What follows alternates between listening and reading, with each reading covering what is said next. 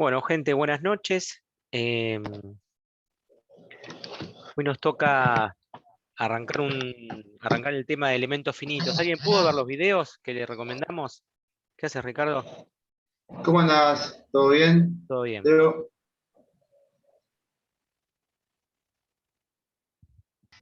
Yo sí, profe. Bien. Eh,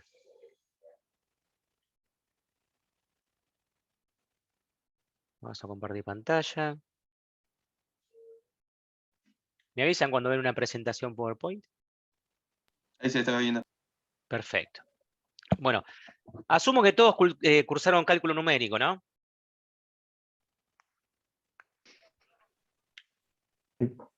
No, Asume mucho. O sea, ¿cómo no cursaron cálculo numérico? No, pues yo vengo de electrónica, profe. La cursé, pero no la validado. Ah, pero te la cursaste en electrónica. Claro, No, de eso estoy hablando yo, ¿eh? Haber cursado alguna vez algo de métodos numéricos. claro, pero por ahí no es lo mismo, cambian algo, qué Sí, sé yo. no, lo mismo. Queda tranquilo. ¿Qué son los métodos? ¿Qué es un método numérico? ¿O para qué uso el cálculo numérico o un método numérico? ¿Alguien me lo puede decir? Para aproximar, sí, aproximar resultados.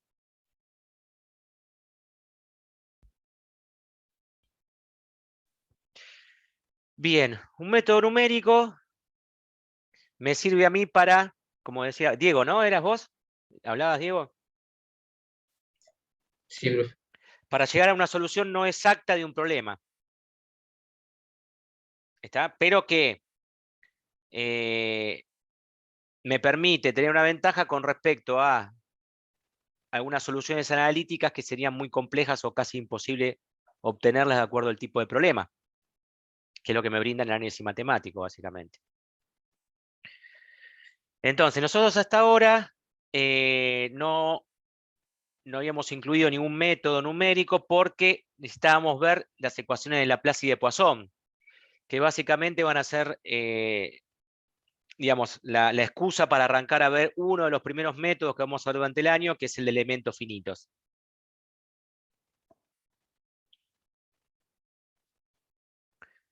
Eh, Bien, yo lo digo acá, es la presentación que voy a hacer una presentación de 6 o 7 slides nada más y después nos vamos a poner a jugar con el software. Pero hay cosas que tengo anotadas acá que valía la pena que las pudiéramos ver. Esta presentación igual después la voy a dejar colgada, no hay video de esto, pero sí está la presentación PowerPoint, que básicamente es un material que produjo esta universidad, docentes de esta universidad, y que yo los modifiqué un poquito porque había cosas que no estaban lindas y las puse más lindas nada más. Pero es como si fuera un buen manual del software, digamos, del que vamos a utilizar, del que les dije que bajaran. Así que nada, nobleza obliga, se agradece al equipo docente de esta universidad que preparó este material. Así que bueno. A ver, básicamente, nosotros si tenemos un problema, si tenemos un problema físico, para poder resolver un problema físico, un problema real, muchas veces tenemos que pasar de un sistema real a un sistema ideal, en donde de alguna manera empezamos a modelarlo físicamente y llegamos a ciertas idealizaciones, simetría infinita, plano infinito. ¿Se entiende lo que voy hablando? Estamos hablando de idealizaciones físicas. Todavía no llegamos a un modelo matemático de eso. Cuando logro esas idealizaciones físicas, logro tener un sistema físico y ese sistema físico lo puedo resolver a partir de, ¿dónde tengo el colorcito? Lo puedo resolver a partir de un modelo matemático. Ese modelo matemático lo puedo resolver a través de un método analítico. Un método analítico. Por ejemplo, la semana pasada vimos la ecuación de Laplace y de Poisson y vimos métodos analíticos para resolverlo. Teníamos la solución exacta. ¿Va bien hasta ahí? Sí, sí. Ahora, Sí, sí. esa solución exacta era la solución exacta que daba respuesta ¿a quién? Al sistema físico ideal. Que quede claro eso. ¿Está claro lo que digo? Sí. Bien. Podía distar o no, de acuerdo a la geometría o a la complejidad del problema, podría distar mucho del sistema físico real. Ahora bien, muchas veces, ya la semana pasada vimos que, había comentado Guillermo, para los que vieron el apunte, de lo que era Laplace o Poisson en 2 dimensiones, se empieza a complejizar el problema matemático de resolución de la ecuación diferencial de forma analítica. Y para sistemas demasiado sencillos, cuando realmente tenemos que solucionar un problema de ingeniería, básicamente el modelo matemático no lo podemos resolver directamente a través de un método analítico, sino hay que buscar, hay que tomar en mano de diferentes métodos alternativos, dentro de los cuales están los métodos numéricos. Uno de los métodos numéricos que vamos a ver nosotros es el de elementos finitos, que básicamente lo que hace es partir de un modelo matemático que venía de un sistema físico ideal y discretizar el modelo. Deja de ser continua la geometría para poder hacer discreta. Ahora vamos a hablar un poco de eso. Una vez que yo de mi modelo, o sea, o puedo partir de mi modelo matemático, si tengo la ecuación, digamos, la ecuación que gobierna la física en mi problema, puedo tomar esa ecuación y llegar de alguna manera, después hablaremos un poquito, a un modelo discreto, o directamente, si tengo mi sistema físico ideal, puedo pasar directamente a la idealización y la discretización. No hace falta muchas veces hacer el loop, este camino. Una vez que tengo el modelo discreto, obtengo la solución numérica, que es lo que denominamos, qué línea que me salió recta y no la hice, la hice con mano. La solución numérica o solución discreta. Y esa solución discreta, lo que voy a tener que hacer, si quiero saber qué tan lejos o qué tan cerca estoy de lo que del resultado que estoy buscando, la puedo comparar contra el modelo matemático ideal, si tengo la solución exacta, por este camino, donde ahí la solución va a diferir básicamente por 2 cuestiones: por el error propio de la discretización, de pasar de un modelo discreto a uno continuo, más el error de truncamiento o el error propio de la solución, o sea, el error numérico. Esos 2 errores son los 2 errores que van a sumarse básicamente y que va justamente a diferir la solución numérica o solución discreta con respecto al modelo matemático analítico. Obviamente,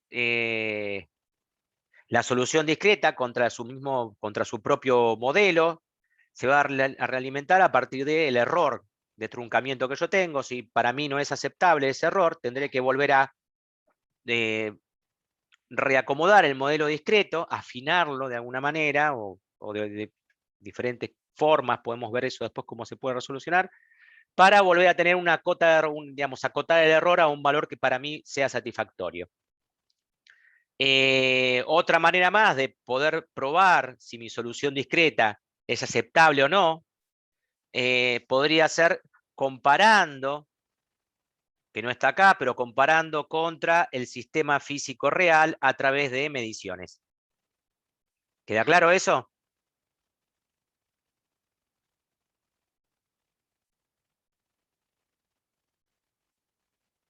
Sí, sí. Bien.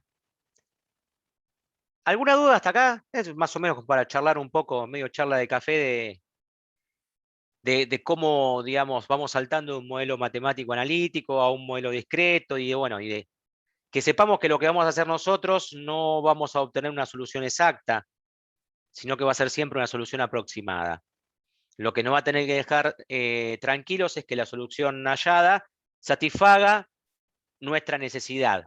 Nuestra necesidad es tan amplio como una toma de decisión si ese modelo o esa solución discreta me alcanza para hacer una toma de decisión y si confío en que esa cota de error que tiene está dentro de los valores aceptables para que yo, insisto, pueda tomar una decisión desde el punto de vista del ejercicio de la profesión o del ejercicio del uso de la ingeniería, básicamente.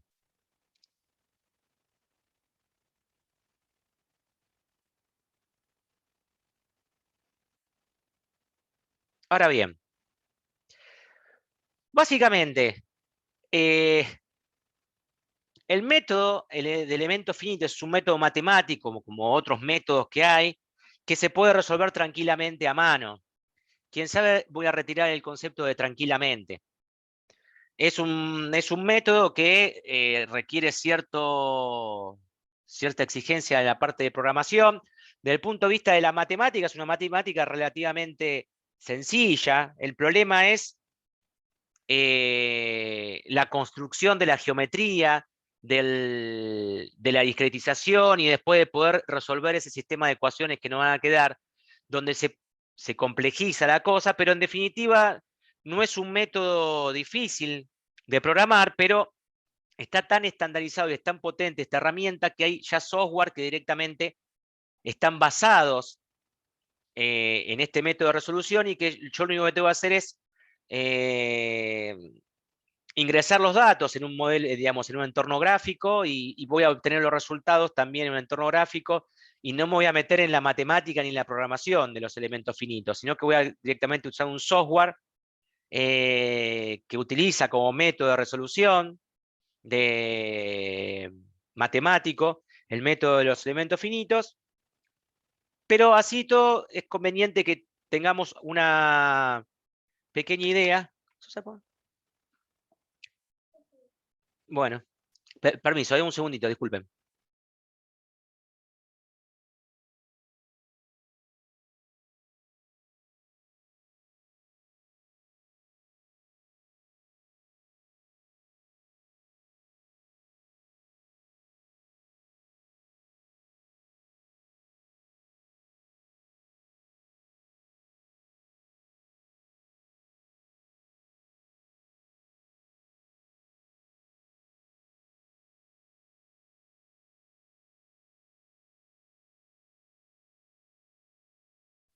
Perdonen, ¿eh? Bueno, me perdí por donde iba, pero básicamente lo que vamos a ver son los pasos que básicamente internamente hace entre nosotros y el programa vamos a hacer para poder llegar a una solución numérica del problema. Básicamente lo que nosotros necesitamos como primer paso, o el software o nosotros, voy a hablar en forma genérica, es discretizar la región, el recinto, lo vamos a discretizar en donde las variables, en principio, van a dejar de ser x, y como variables continuas, sino que van a ser nodos, puntos. x1, x2, x3, y1, y2. Y lo que va a quedar entre nodos, vamos a definirlo como elemento. Y ese va a ser el famoso elemento finito. Ahora vamos a ver algunos ejemplos en 1, 2 y 3 dimensiones para que se entienda un poco más. Lo importante es que esos elementos no se tienen que cruzar entre sí, no se pueden superponer. Ahora vamos a ver a qué nos referimos con respecto a eso en un ejemplo. Una vez que tenemos discretizado el recinto, vamos el método de elementos finitos, lo que básicamente realiza, disculpen.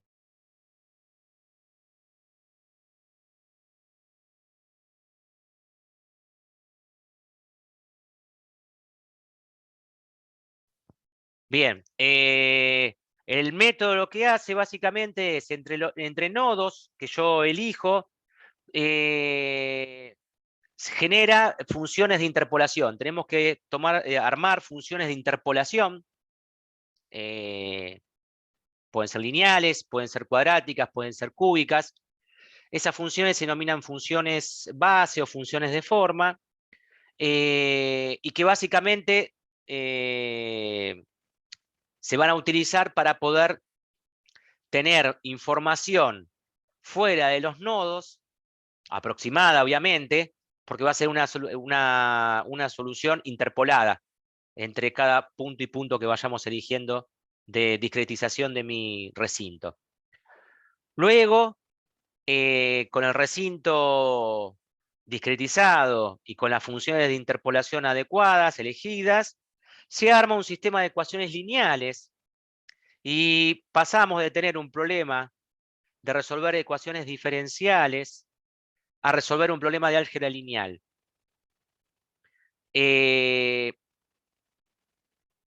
Existen principios y métodos que frente a una misma física de un problema presentan soluciones equivalentes. Nosotros generalmente en la facultad conocemos las ecuaciones diferenciales.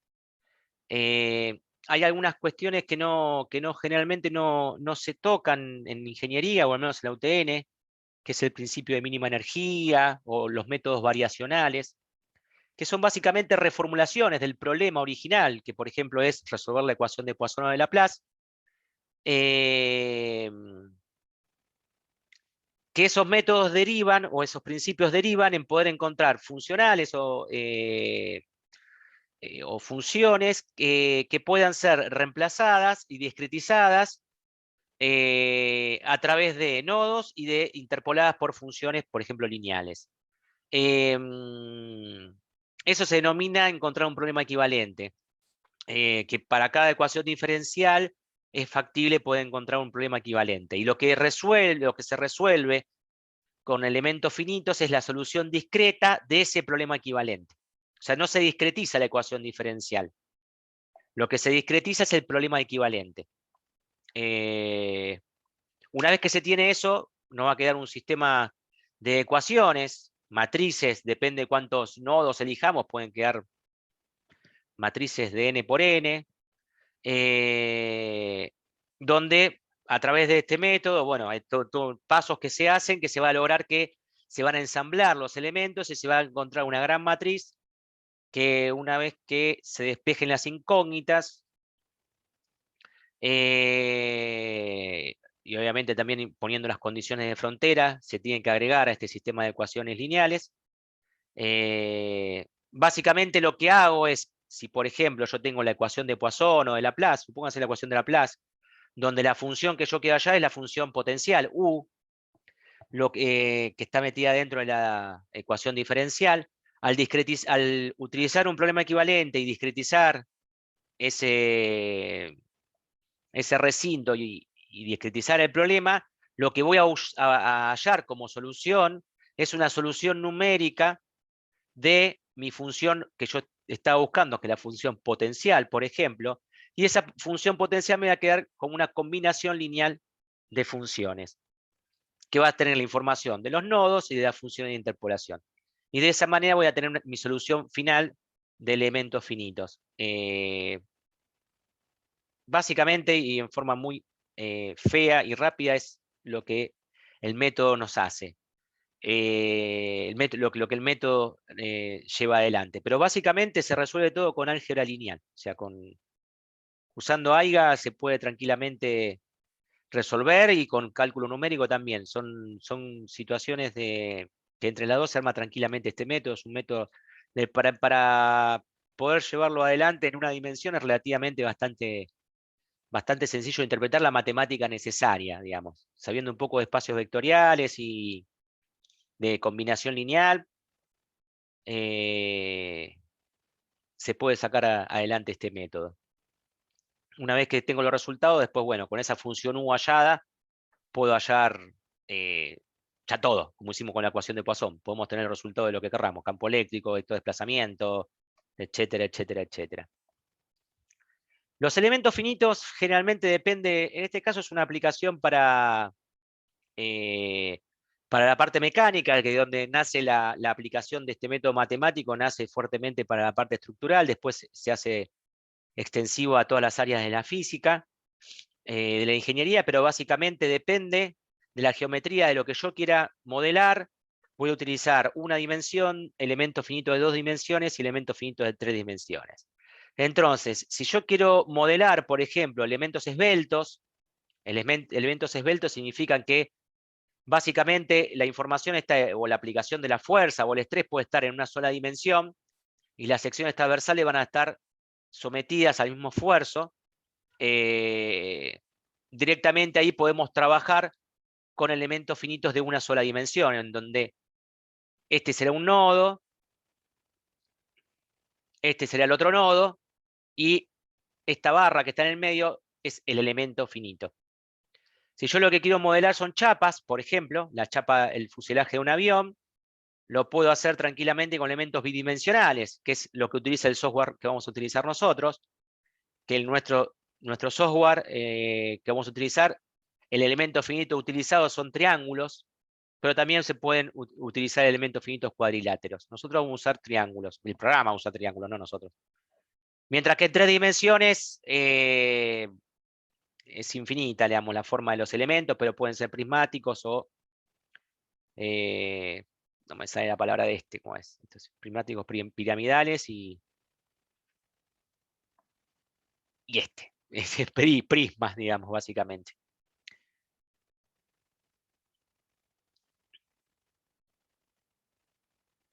Bien. Ahora bien, una cosa que quiero que quede clara es la siguiente. Imagínense yo tengo que simular una circunferencia.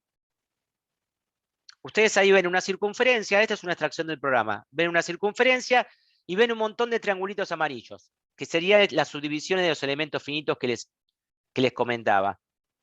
Cada uno de estos son los nodos.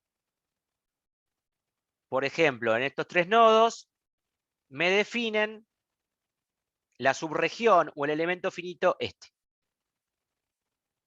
¿Queda claro eso? Sí. Y Sí. el otro nodo, este nodo que comparte, con este que comparte, con este que comparte, me definen el otro elemento que es este.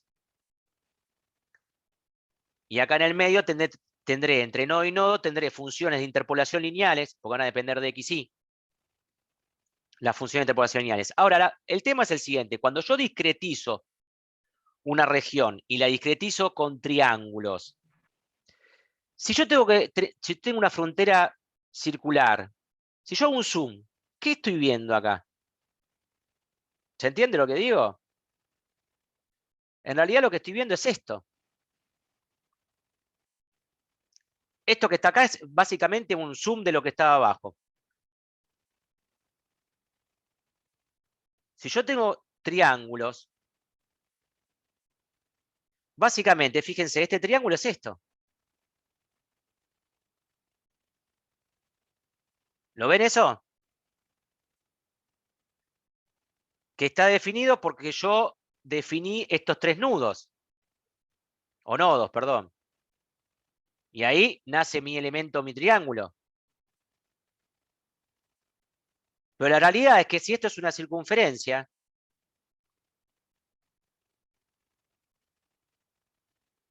yo lo que hice en realidad fue a la geometría real, que era la circunferencia, elegir cada cierto ángulo, elegir un nodo, y los internos también, y en definitiva, me quedó esto. ¿Se entiende cuando hablábamos que era un error de discretización?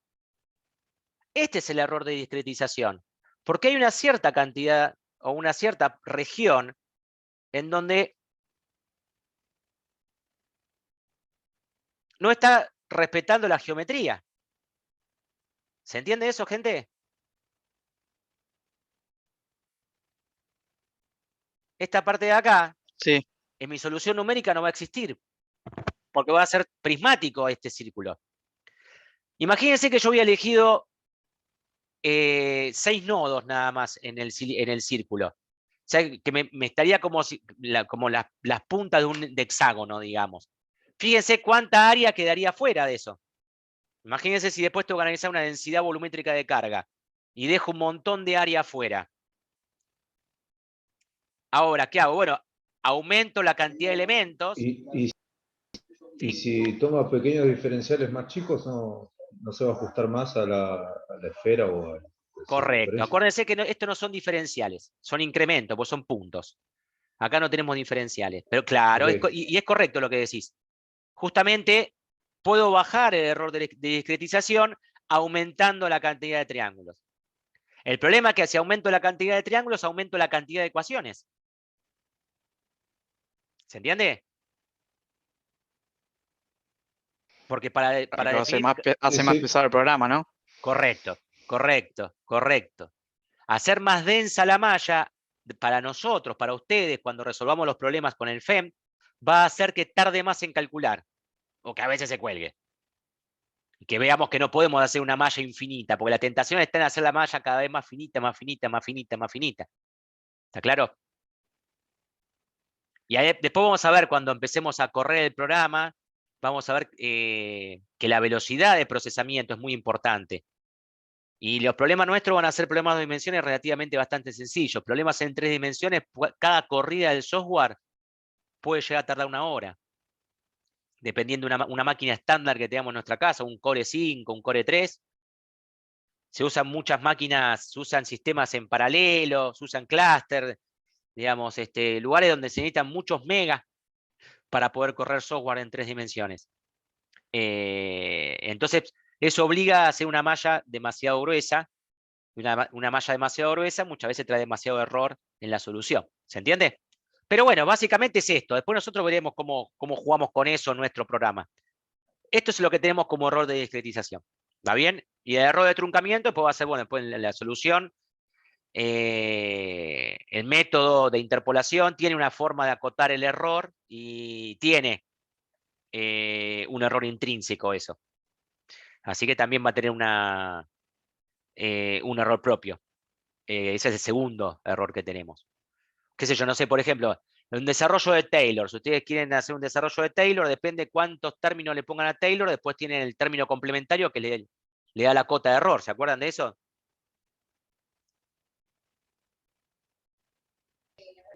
Sí, sí, claro. Bueno, depende si la cota de error les sirve o no les sirve, bueno, se irán metiendo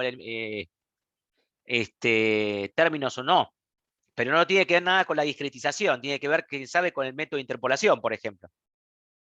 Entonces tendrán que buscar por otro lado que ese elemento deberá tener una interpolación diferente. Pues una cosa es acá la forma en que yo armo los elementos y después otra forma es yo cómo armo la función de interpolación. ¿Se entiende lo que digo? La función de interpolación puede ser lineal, cuadrática, cúbica, por ejemplo, que es como interpola los valores dentro de este triángulo, por ejemplo. Eso cada vez va a complejizar más el cálculo, pero va a generar un menor error en la solución también. Bueno, no me quiero extender demasiado porque no vamos a llegar a lo que... vamos a borrar esto. Básicamente, como para que vean, imagínense yo tengo esta región acá. Es una región donde quiero resolver, no sé, la ecuación de Laplace. ¿Va bien hasta ahí?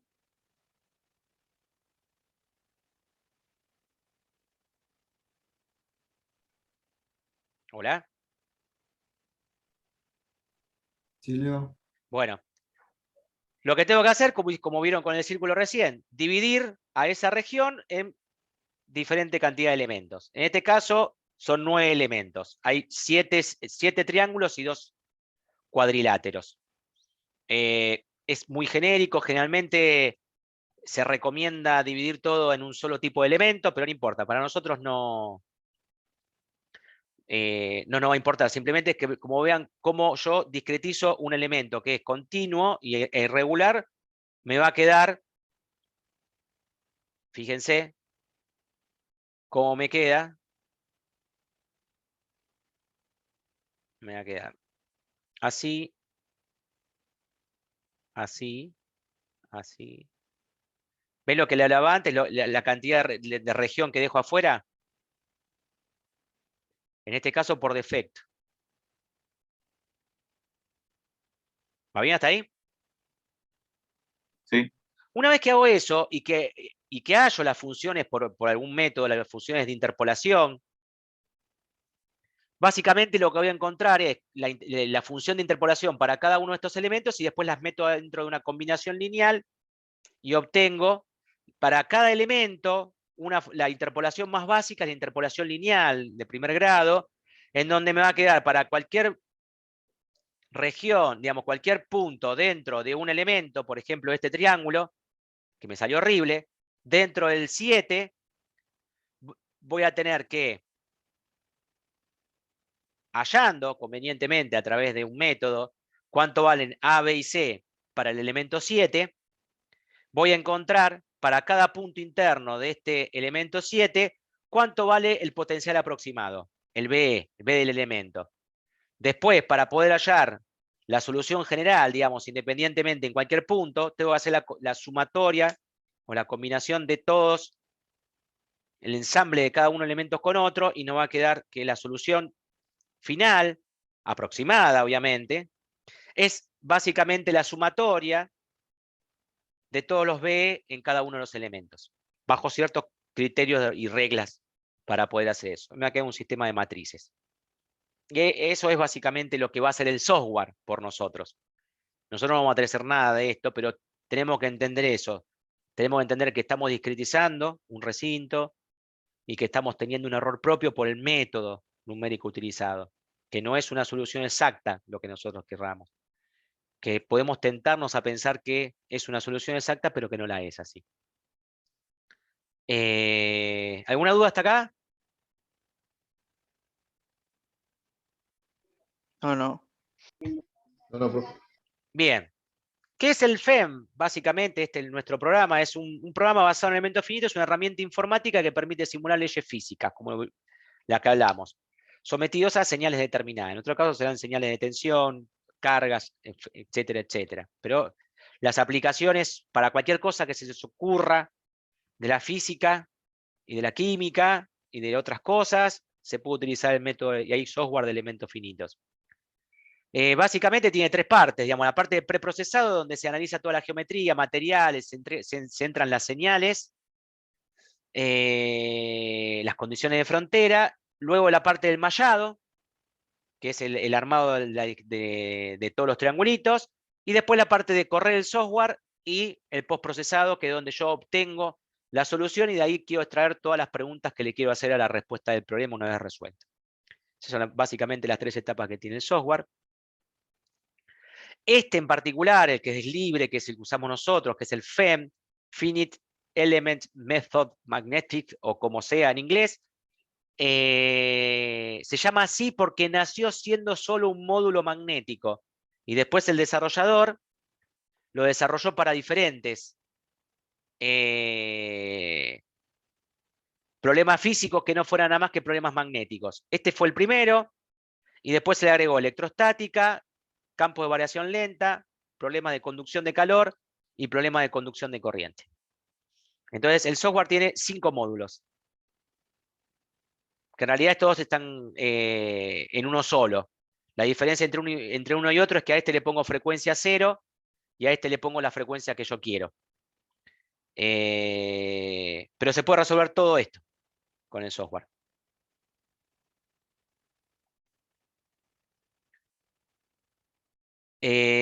Obviamente vamos a trabajar en... Upa, casi se me corta la luz. Vamos a trabajar en 2 dimensiones, pero el trabajar en 2 dimensiones, aprovechando simetrías planares o de revolución o axisimétricas, puedo resolver problemas que tengan simetría de revolución o simetría planar. Con lo cual, voy a poder resolver problemas en 3 dimensiones, aprovechando si hay simetrías que me permitan trabajar en 2 dimensiones. O sea, que no es que voy a resolver problemas con chapas nada más, o con elementos lineales. Puedo resolver, por ejemplo, una esfera, porque la esfera tiene simetría radial, con lo cual, haciendo algo en un plano semicircular y revolucionándolo, después puedo tener una simetría esférica en ese caso, con lo cual ahora vamos a ver unos ejemplos que vamos a hacer que tranquilamente lo puedo resolver, y lo que me dé a mí como resultado en este pseudo 2D va a ser una respuesta para 3 dimensiones. Pero bueno, la ventaja de usar 2D es que es mucho más fácil el cálculo y corre mucho más sencillo un software de esto. Pero bueno, tiene limitaciones a que haya simetrías. Si no hay simetrías, hay que caer en un software de 3 dimensiones, no hay otra.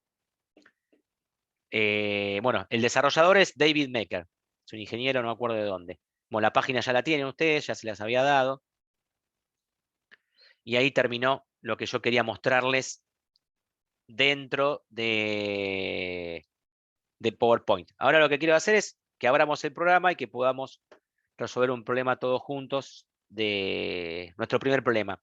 Insisto, ustedes creo que saben votar, digamos, acá levantar la manito en el Zoom. ¿Podrían levantar la mano cuánta gente vio los videos del Tanoleta? Con sinceridad.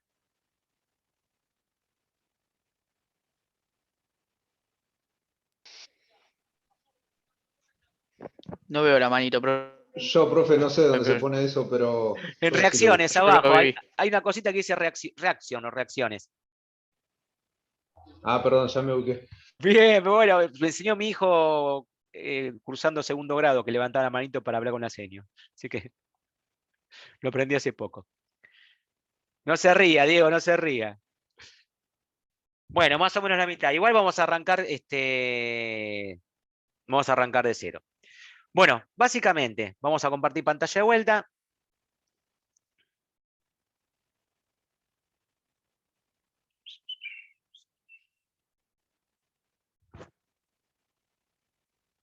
Bien. ¿Todos ven una pantalla gris o no la están viendo? Sí, la estoy viendo. Bien. Lo primero que tenemos que hacer es pensar qué es lo que queremos hacer. Entonces, ¿qué es lo que queremos hacer? Yo quiero hacer lo siguiente. Quiero agarrar una esfera conductora, una segunda esfera conductora, aunque no me salgan concéntricas, deberían de ser concéntricas, estas esferas, y analizar qué pasa con el potencial. Esta no quería. ¿Qué pasa con el potencial? Problemas que hicimos muy parecidos a los que hicimos en clase. Ponemos los ejes y analizar qué pasa en función del radio de entre 0 e infinito. ¿Se entiende lo que digo? Sí, sí. Acá Sí, adentro voy a tener una... perdón. Acá adentro voy a tener una primera región, que como va a ser conductora, la voy a asumir como conductora, por lo tanto va a ser cobre todo esto. Voy a tener una segunda región con un dieléctrico que querramos definir nosotros. Y después, para afuera, va a ser aire hasta el infinito. Toda esta zona va a ser aire hasta el infinito. ¿Va bien?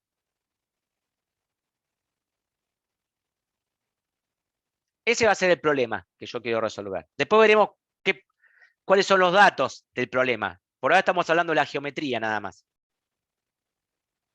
Entonces, como voy a querer resolver un problema electrostático, cuando pida una hoja nueva del programa, que es esta, voy a resolver el problema de Electrostatic Problem. Y ahí me abre. Y lo primero que tengo que hacer es definir algunas cuestiones de problema. Fíjense que fui a la parte de arriba del problema. Voy a trabajar, como voy a tener que dibujar una esfera, voy a trabajar en geometría axisimétrica, que ahora hablamos de qué es. Y vamos a trabajar en centímetros. El resto por ahora vamos a dejarlo así, no vamos a tocar nada. El tema es así, yo tengo un eje vertical. Ese eje vertical es el R igual a 0 y Z. Este Z y este es R, está en R igual a 0, digamos. Todo lo que yo dibuje Si yo dibujo esto en el programa, lo va a hacer girar 360 grados con respecto al Z en R igual a 0. O sea que para el programa lo que yo acabo de dibujar es una esfera. ¿Se entendió eso? Sí, Leo. ¿Todos lo entendieron, chicos? Porque esto es importante. Sí, Sí. ¿Qué pasa si yo dibujo algo acá? ¿Qué pasa si dibujo un círculo acá? Se Me hace un agarró anillo. hambre. Díganme. Una dona sería, ¿no? Sí, me agarró una dona. ¿Lo ven todos? Porque un círculo girado, un círculo fuera del centro, girado 360 grados, me termina el toroide, ¿no? El núcleo toroidal sería. Sería para resolver un problema con un núcleo toroidal. ¿Va bien hasta ahí? sí, sí. ¿Y qué pasa si dibujo esto?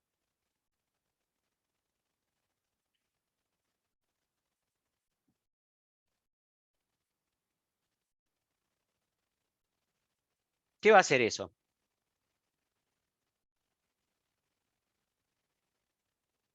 Un cilindro. Un cilindro de espesor S, ¿no? De este espesor, digamos. Un cilindro de espesor S, como si ustedes pudieran ver algo.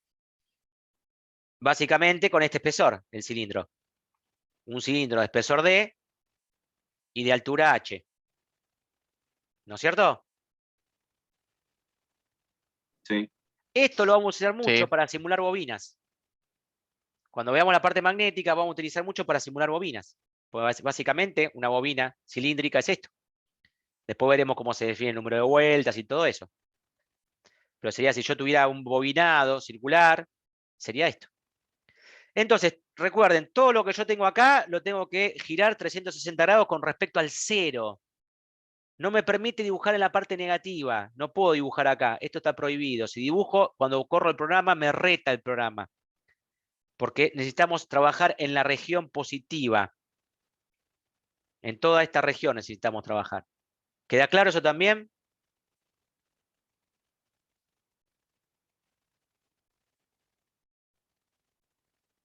¿Lo bien hasta acá? sí. Sí. Bueno, pero ¿qué pasa si en lugar de haber elegido un problema axisimétrico, hubiese elegido un problema planar? Fíjense que a poner un problema axisimétrico como teníamos antes, acá en depth, que es profundidad, no me deja tocar nada. Pero cuando pongo planar, me dice que sí. ¿Esto qué es? Básicamente es para geometrías planares. ¿Qué significa? Que ahora mi sistema, mi plano, bueno, básicamente yo voy a tener los ejes X, Y,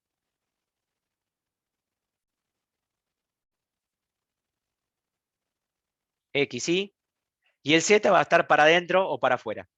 Entraría para adentro de la hoja. Quiere decir que si yo dibujo esto, ¿eso qué va a hacer? Dos placas paralelas. Correcto, de profundidad, la que definí en dónde.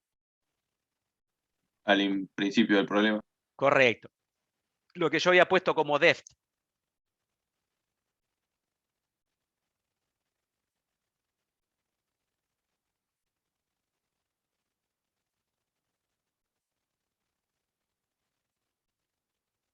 ¿Se ve?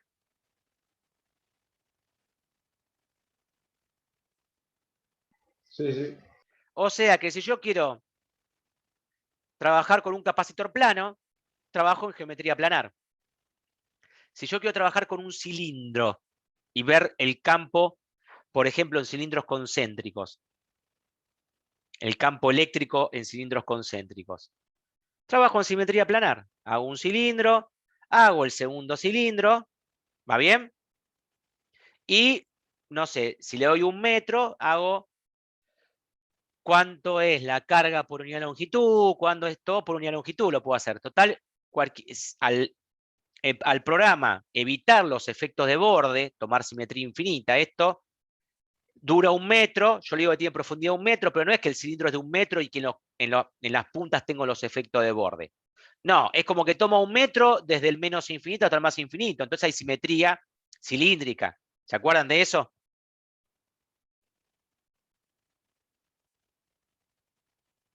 Sí, sí. Eso es a lo que yo me refiero de trabajar con un modelo físico ideal.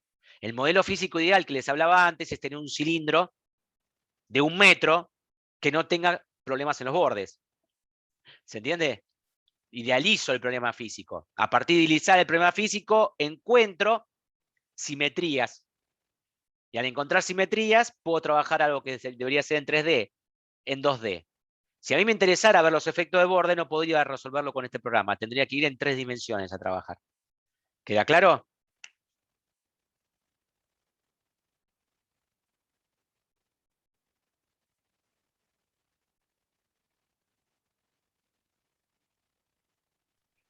¿Sí? Sí, profe.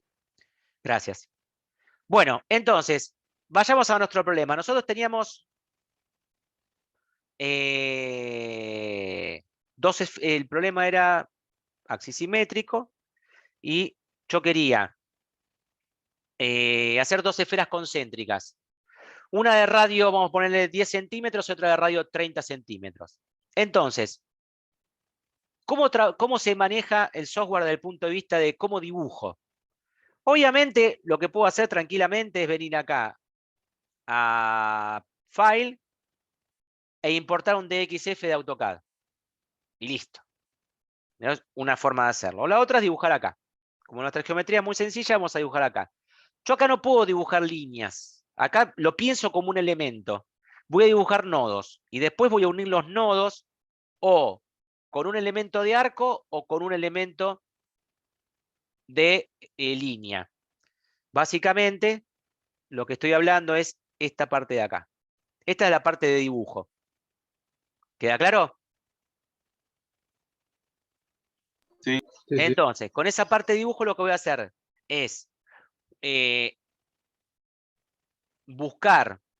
Yo sé que no puedo dibujar, o sea, yo voy a hacer un dibujito auxiliar que después lo borramos acá. Yo voy a tener el eje Z y para poder dibujar las 2 esferas concéntricas voy a tener que dibujar algo así. Disculpen mi pulso. Y algo así.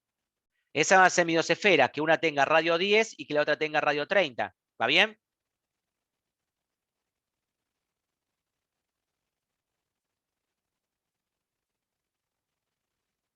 Sí, sí. Entonces, yo para dibujar una media esfera o un medio círculo, voy a tener que definir 2 nudos. Este y este.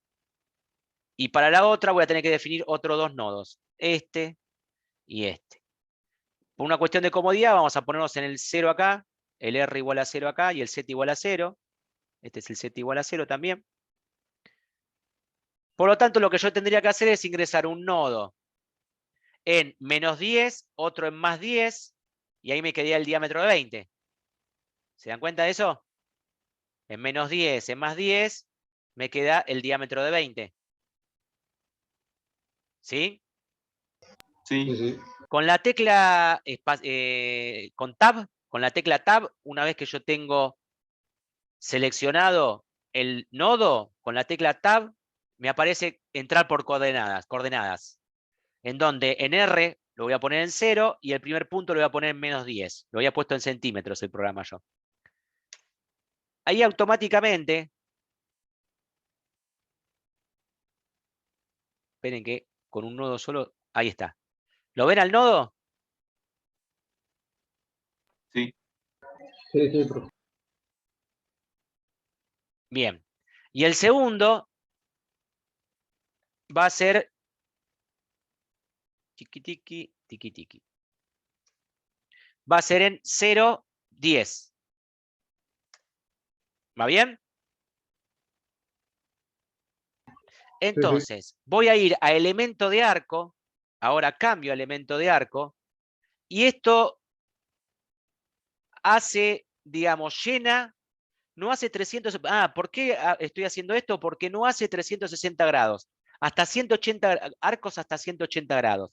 Si yo quisiera hacer un círculo, lo tengo que hacer en dos etapas, digamos. Yo lo que voy a hacer es, una vez que elegí el elemento de círculo, es elegir este punto con el botón izquierdo del mouse y elegir este punto. Y ahí automáticamente detectó que yo quiero hacer un arco. Como lo que yo quiero hacer es medio círculo, yo sé que es un elemento de arco de 180 grados.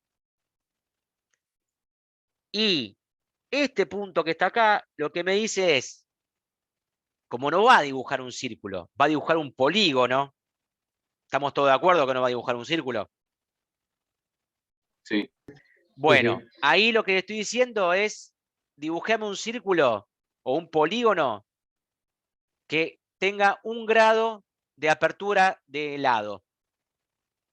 ¿Se entiende? Va a ser un polígono bastante fino. Si yo, esto va entre 1 y 10 grados. Si hago 10 grados, es un polígono mucho de menos lados. Ahora, si yo hago uno de 1 grado, va a ser un polígono mucho más lados. Y fíjense lo que es. Si yo quisiera completar el círculo, tendría que ahora elegir el punto este, siempre es antihorario, y elegir el punto de abajo. ¿Ven que lo elegí al revés? Siempre me mantiene la última elección que tome, que fueron 180 grados de eso, y ahí completaría el círculo. ¿Lo ven completado el círculo? Sí, sí. Bueno, pero eso no lo queremos. Bien, si yo le hago un zoom a esto, ven que es muy difícil ver que son rectas, pero están las rectas. Fíjense, vamos a completar una sola vez, vamos a completar el círculo, pero en lugar con elementos de 1 Profe, grado. Sí, si yo lo exporto del AutoCAD, ¿también tengo que hacer medio círculo? sí, sí, sí. Vos tenés que traer la geometría exacta, si lo importás. Como lo que yo estoy haciendo acá es lo que tenés que traer en el AutoCAD. Además, ubicado en el AutoCAD lo tenés que ubicar en las mismas coordenadas, en las coordenadas que vos querés que aparezcan acá. Fíjense, si hago un elemento de 10 grados y hago un zoom,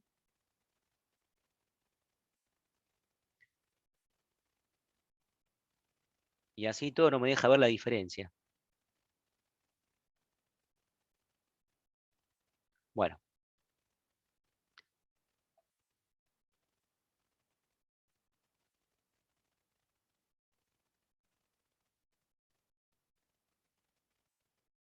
Mirá vos. Hay algo que... Esto más de 10 grados no me deja, ¿no? Sí, como 30, se enoja. Bien. Fíjense que se puede hacer hasta 0,01 grados. Pero bueno, si ponen 0,01 grado, cuando hagan la malla, muere la máquina, digamos. Básicamente. Bueno, eso después quería ver si se podía ver la diferencia, por ahora no se está viendo. Tenemos que hacer el segundo círculo. El segundo círculo era de 30 centímetros, ¿no? Voy a nodos de vuelta y tengo que poner uno en 0 menos 30 y el otro en 0,30.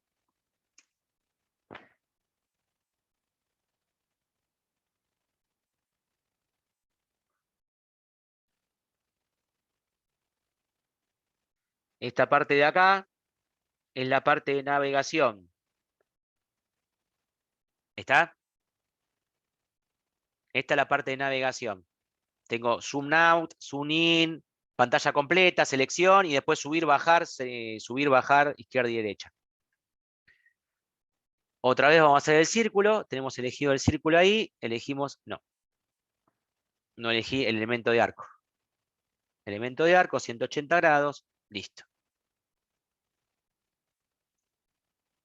Ahora bien, vamos a borrar. La borra. Borramos esto. Bien.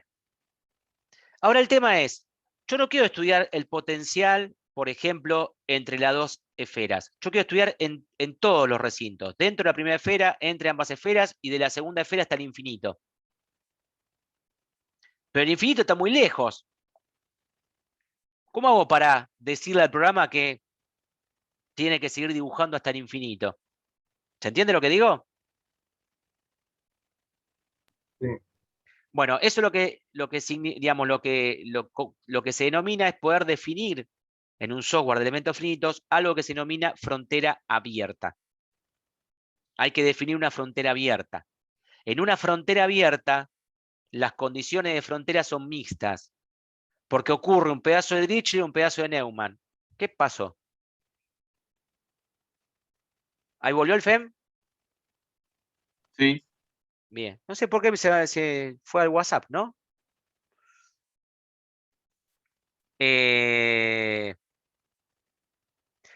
Tenemos que ir a una condición de fronteras abiertas o fronteras naturales. El software, también insisto, hoy no es hacer un curso intensivo, sino hacer una barriga, que yo quiero llegar a estudiar la parte del postprocesado, que es lo que me interesa, que es la parte electromagnética. Cada una de estas cosas se van a ir viendo de a poco, pero básicamente con este botoncito que hay acá, ya les digo cuál es, con este botoncito que hay acá, ocurre la magia, y después en otro momento vamos a ir hablando de otro tipo de formas. Si yo toco este botoncito, automáticamente me generó una región donde todo esto que está acá es necesario para que el programa entienda que va a resolver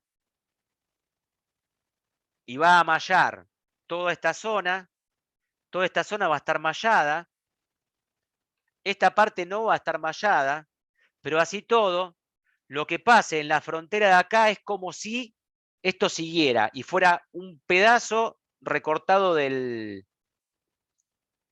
digamos, supóngase que yo tengo esto,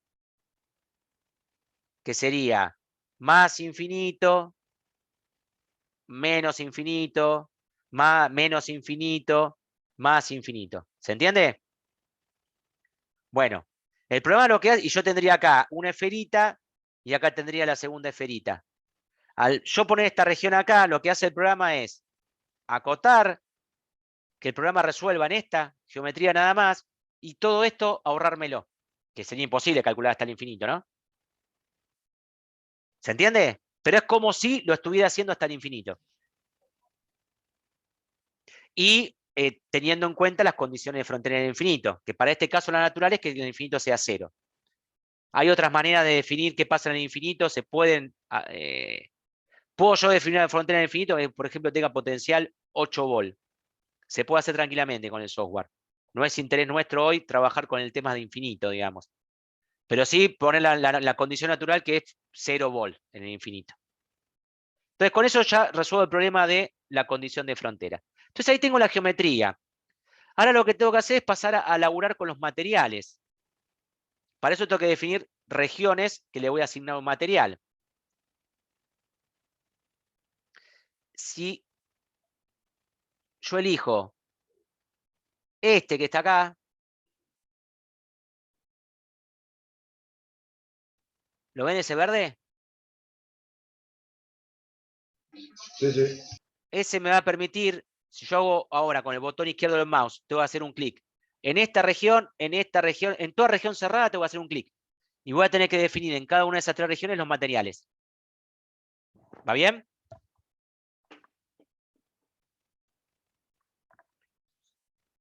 Bien. Sí.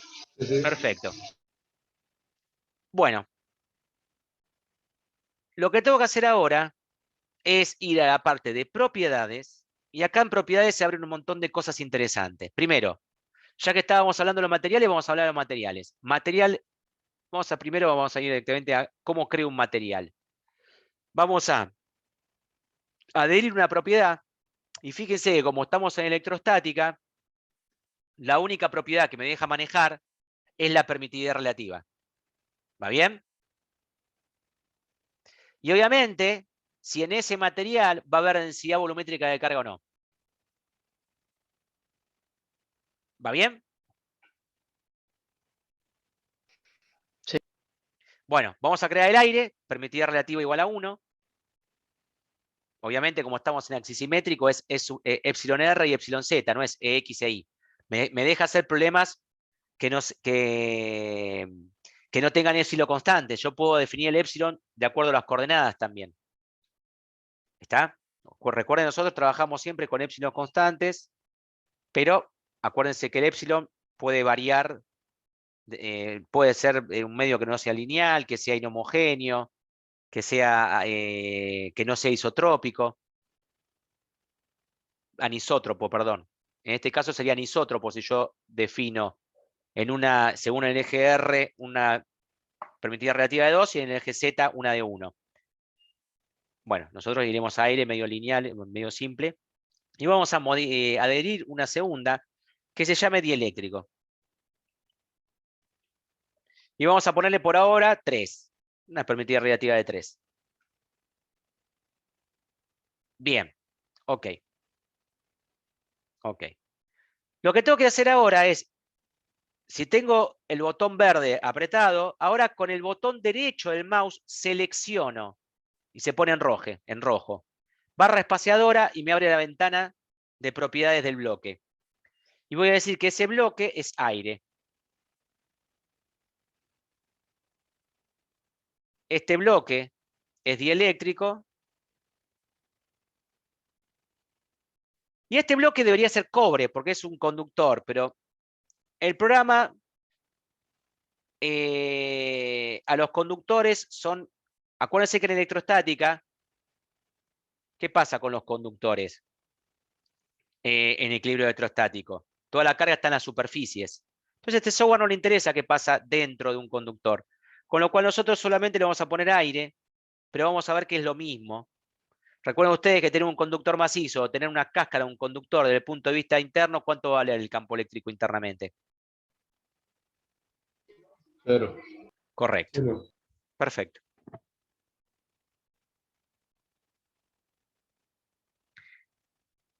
Bien. Ahora, yo tendría que definir, como estamos, insisto, en electrostática, tendría que definir en estos conductores o el potencial o la densidad de carga, o la carga, digamos, ¿no?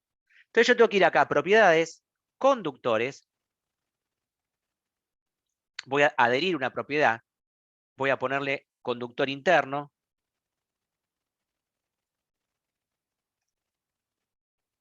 y por ejemplo, bueno, y puedo ponerle o potencial o carga total. La carga total de la esferita interna o el potencial de la esfera interna. ¿Va bien hasta ahí?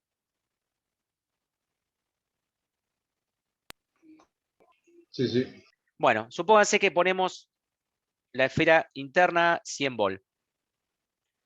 Y el conductor externo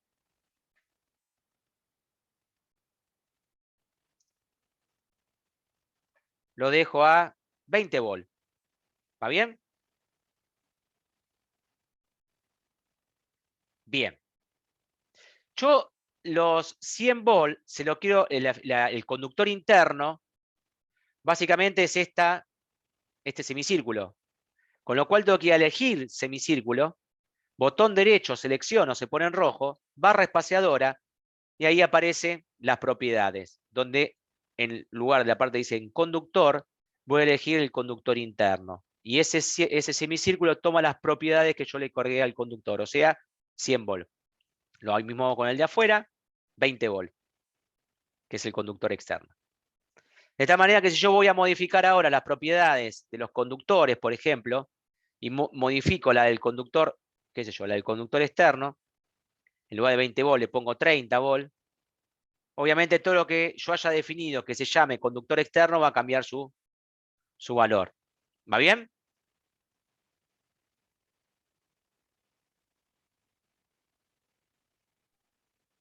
Sí, sí. Una vez que tengo esto hecho, ya puedo mallar y correr el programa. Para lo cual, sí o sí, tengo que guardar. Si yo no guardo, no mallo. O no junio, no sé, mal chiste. Guardo en el escritorio. Prueba. No, vamos a guardar en el escritorio, no. Vamos a guardar en estoy acá,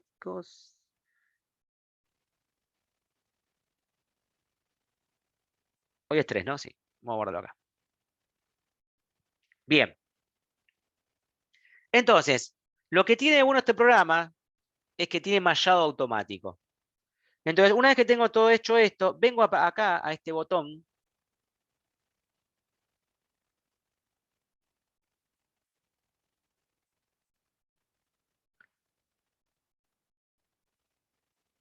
¿Lo ven ahí? Ese botón de rojo. Sí. Lo aprietan. Hizo un mallado automático. Y me dijo que hizo 16.000 nodos.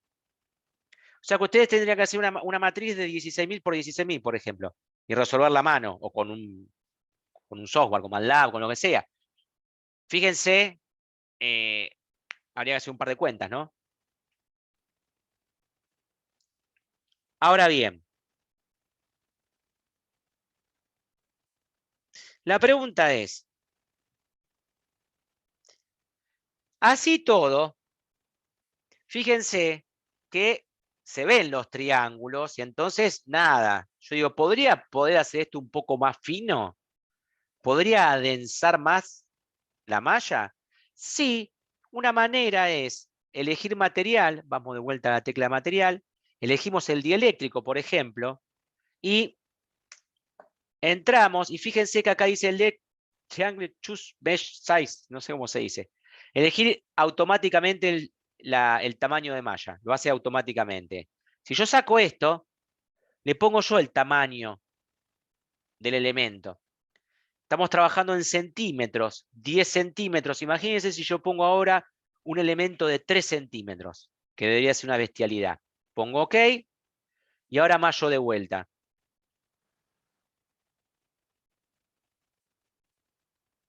Perdón, vamos a hallarlo. Lo que pasa es que vamos a poner este también este vamos a poner de 5 centímetros.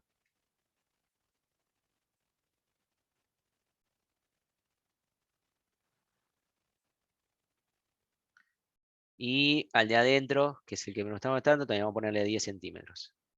Más bestia todavía.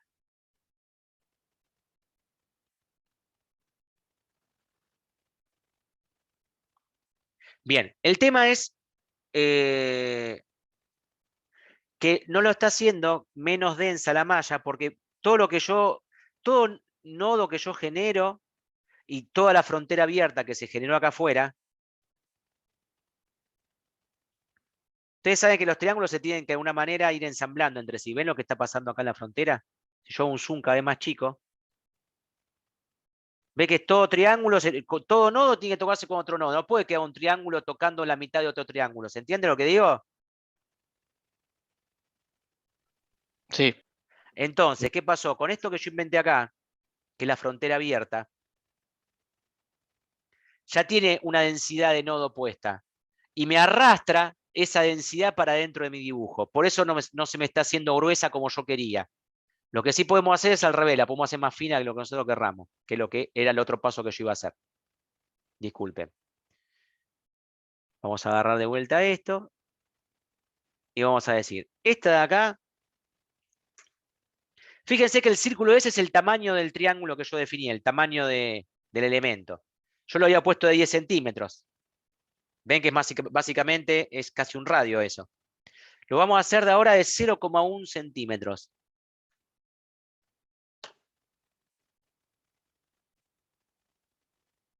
Y si ahora mallo de vuelta, fíjense qué pasó. ¿Ven lo que pasó en esa zona? Sí, sí. Fíjense ahora lo que son los triángulos. Insisto nuevamente, como tiene que haber continuidad en los triángulos, por arrastre en la separación entre dos medios, el tamaño del triángulo sigue estando más o menos igual. Después se va agrandando el tamaño del triángulo en la zona, por ejemplo, que se llama dieléctrico acá. Pero en la zona entre aire y dieléctrico arrastra el tamaño y después se va ampliando. No sé si llegan a ver eso.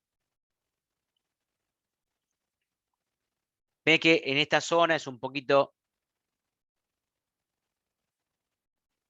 En esta zona es un poco todavía más denso que en esta zona y que en esta zona. ¿Se ve eso? Lo que pasa es que del otro lado arranca para adentro. Acá está denso y después agarra menos denso, menos denso, menos denso, pero mucho más no le da el tamaño de apertura. Llega hasta ahí. Si en la zona esta no hubiésemos definido tan automáticamente, no se definía tan densa la malla, podríamos haber tenido triángulos mucho más grandes, digamos. ¿Se entiende eso? Sí. Bueno. Vamos a dejar todo en automático porque me interesa en principio que esté todo en automático.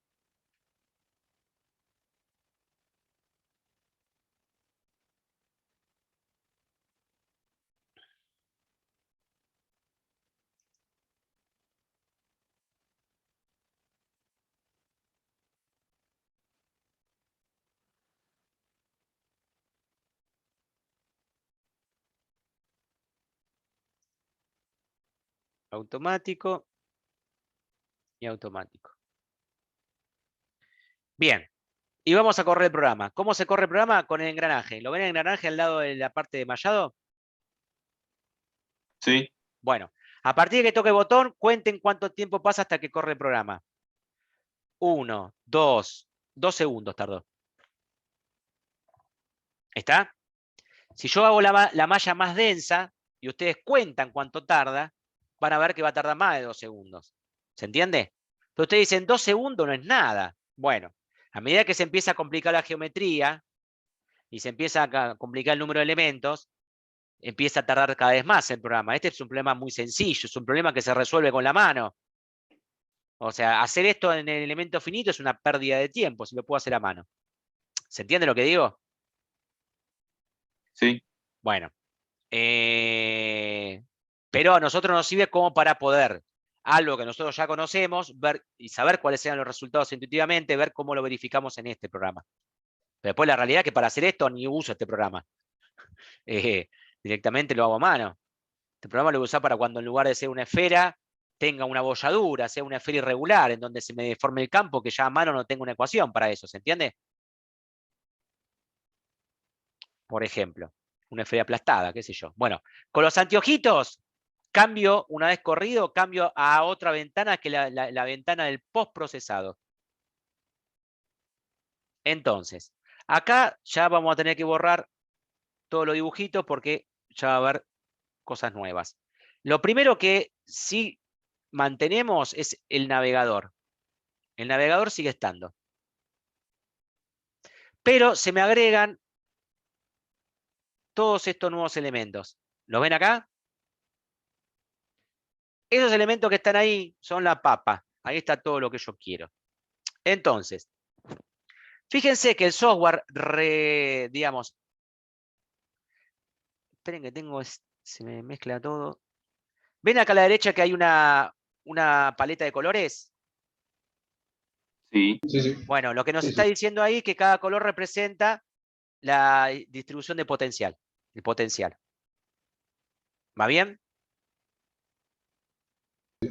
Sí, sí. Bien. Entonces,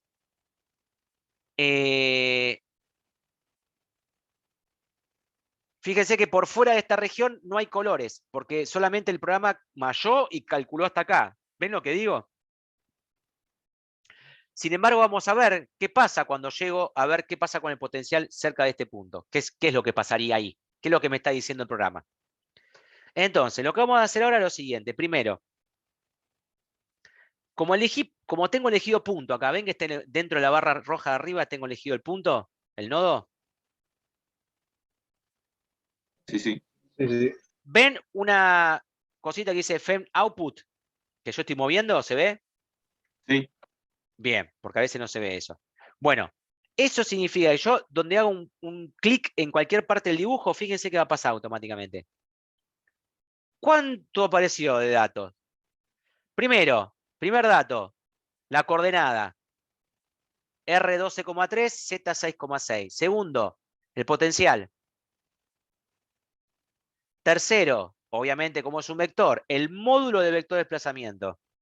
Su componente radial y su componente en Z. Porque acuérdense que acá tenemos RZ. No tenemos phi, digamos, no hay coordenadas polares, es simplemente RZ. Pero la tengo en las dos coordenadas. ¿Se ve eso? Sí, sí. Módulo del campo eléctrico, componente R, componente Z, y cuánto vale en ese punto el épsilon relativo según R y Z. Y por último, la densidad volumétrica de energía, NRG, Energy, 3,5 por 10 a menos 6 joules por metro cúbico. Me está dando automáticamente la densidad de energía en ese punto. ¿Va bien? Sí, sí. Bien. Ahora, o sea, toda esta información la tuve haciendo un clic en cualquier parte de la pantalla. La pregunta es, ¿puedo yo, si quiero algún punto en particular y no andar a ojo pegándole, poder ingresar a un punto? Como la otra vez con la tecla Tab. Supóngase que yo quiero algo ahora hacerlo entre en R igual 30 y en Z igual a 0. O sea, en un punto de la esfera exterior. ¿No? Acá. Fíjense. ¿A qué potencial estaba la esfera exterior? A 30 volt. ¿Se acuerdan? Sí. Bueno, y en este caso me da exacto porque es una condición dada por mí. 30 volt. No me da 29,9. ¿Se entiende? Porque da dato de entrada.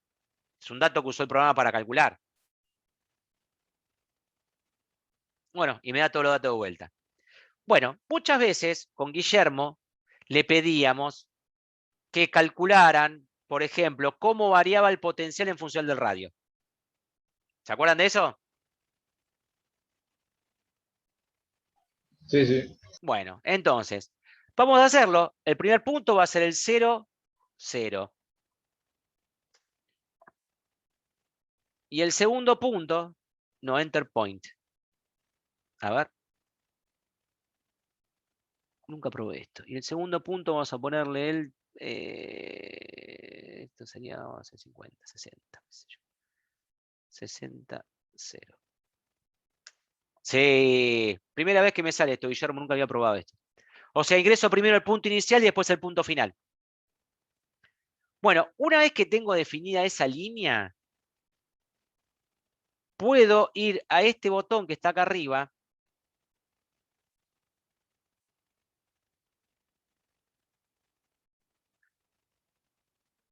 ¿Lo ven todo el naranja? Yo justo agarro naranja. Los estoy matando a todo el mundo con los colores.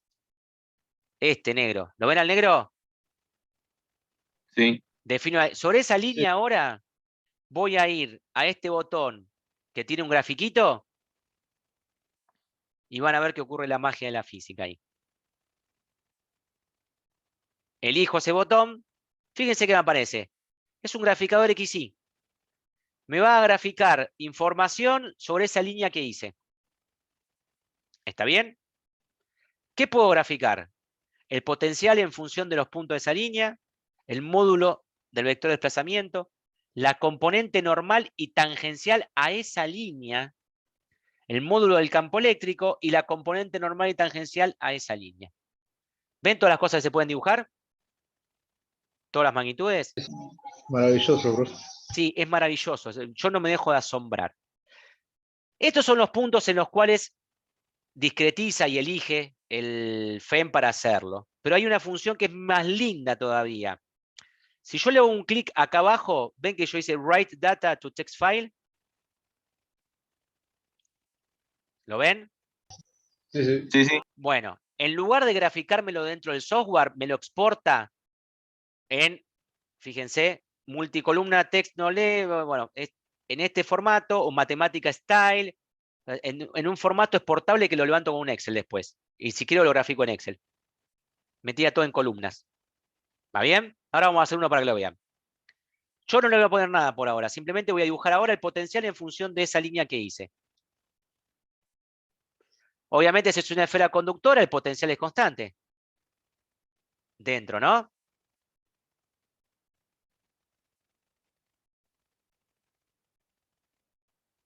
Sí, sí. Y le puse justo un potencial de 30 volt. No tendría que haberle puesto 30 volt. Yo, la verdad que... Esta es la magia de lo que se puede hacer, fíjense. No quiero que sean 30 volt porque justo coincidió vamos a cambiar las propiedades. El conductor exterior. Conductor externo. Modificar propiedades. Vamos a poner 10 volt. No le vamos a poner... Vamos a poner 50 volt. Métele un negativo, Leo. No lo quería hacer todavía eso ahora. Está bien. Para primero ver el quiebre de potencial. Para después ver el quiebre de derivada. Pero si no le metemos negativo. Pará, vamos a hacer esto y ¿por qué? Ahora les digo. Está bien, deja. Porque quiero que no cambie de signo antes del infinito. Después lo cambiamos el signo. Lo que tiene bueno esto es que se puede jugar tan fácil. Vamos a graficar la línea. Dijimos que era en el 0, 0 y la otra era en el 60, por lo menos, 70, vamos a poner 70, 0. Ahí está.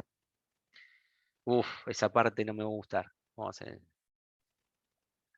0, 0, 0, 50, 60 creo que era, ¿no? Leo. Sí. ¿Qué pasó? Bueno, es lo mismo, lo hizo vertical, porque pusiste Ah, bien. R0. Perfecto. La tenemos vertical.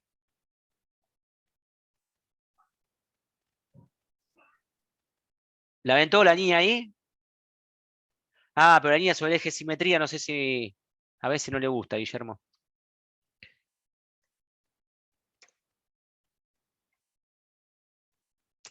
Listo. Vamos de vuelta a gráfico, potencial. Listo. Ahí está. Fíjense, nosotros teníamos dos dieléctricos, ¿no? Uno de permitividad relativa 3 y el otro de permitividad relativa 1, que era el aire. Y encima la esfera interna era conductora. Quiere decir que el potencial, ¿cómo es en la esfera conductora? Constante. Correcto. ¿Se acuerdan que nosotros calculamos tres regiones? Teníamos la región de la esfera interna. Después, eso era hasta radio R igual a 10. Y después, hasta R igual 30, decaía el potencial. Pero, fíjense que acá hay un quiebre en la derivada. ¿Ven que en este punto a la izquierda y a la derecha las derivadas son distintas? Sí, sí. Bien, recuerden siempre que el potencial es continuo, pero puede tener discontinuidad de su derivada, porque la derivada o el gradiente del potencial es el campo eléctrico. Como en esa esfera puede haber densidad superficial de carga y puede haber densidad libre y de polarización, no necesariamente el campo eléctrico va a ser continuo. Entonces por eso también se quiebra el potencial. ¿Se entiende eso? Simplemente para recordar esos parámetros en este punto. Ahora fíjense que hasta los 60 centímetros el potencial va cayendo naturalmente en forma hiperbólica. Y es como si esto, si yo lo siguiera, va a terminar en infinito ¿en cuánto? En 0. Eso lo permite esa condición de frontera abierta que nosotros le pusimos. Truncar esto, que naturalmente terminaría cayendo en el infinito. ¿Se entiende? Sí. Bien. Si no existiera la posibilidad de frontera abierta, ¿cómo podría resolver el problema?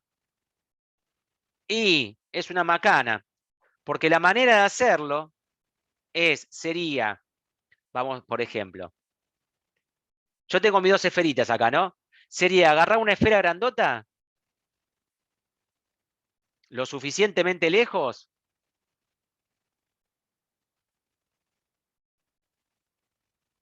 a veces no se pueden correr, centrada en esto, perdón, no me quedó bien. Una esfera lo suficientemente grandota,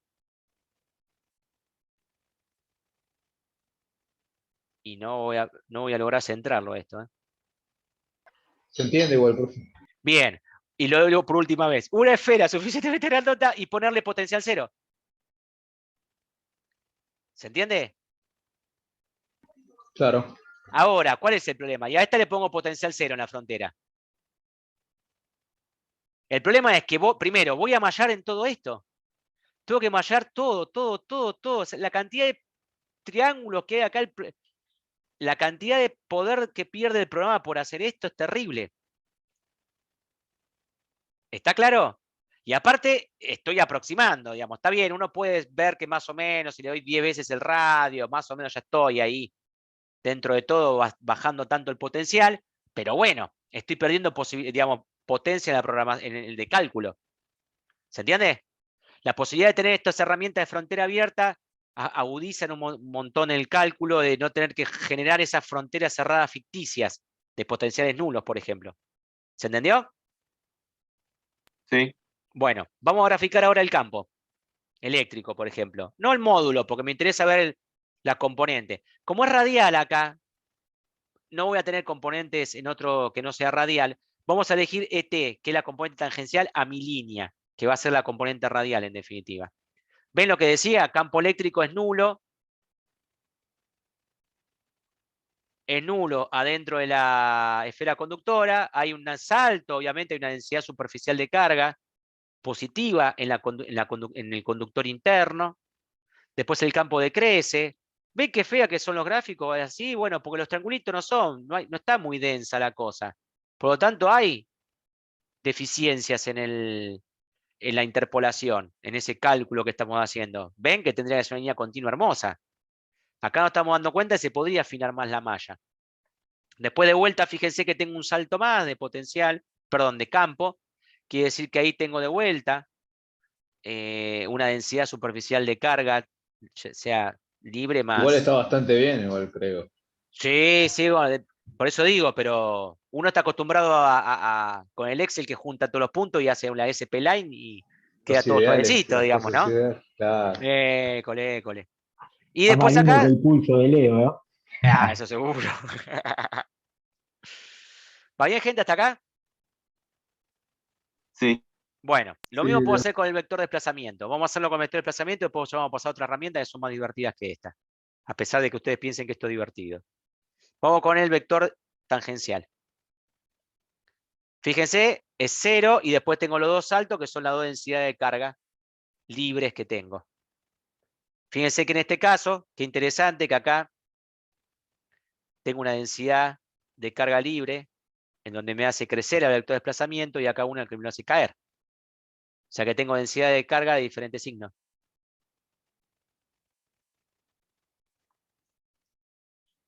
Ahora bien, y las ecuaciones de Maxwell, y las integrales, y las derivadas, y todas las cosas que nosotros hacemos, ¿se podrán hacer acá? ¿Podré calcular algo, una circulación? ¿Podré calcular un flujo? ¿Se entiende lo que digo?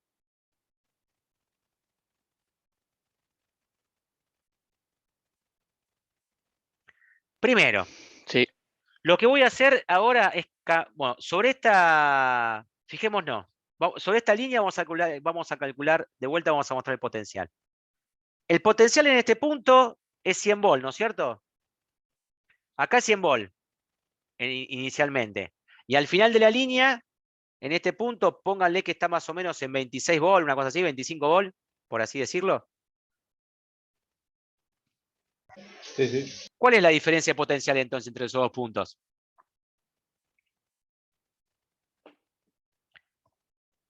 ¿75 volt? Sí. Bien. Fíjense, si yo uso la línea, uso esa línea, y voy a... ¿Ven que hay un signito de integrales acá? Que lo acabo de tocar, Sí, ¿lo sí. ven?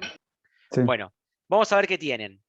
Integrales de línea, dice. Porque obviamente, bueno.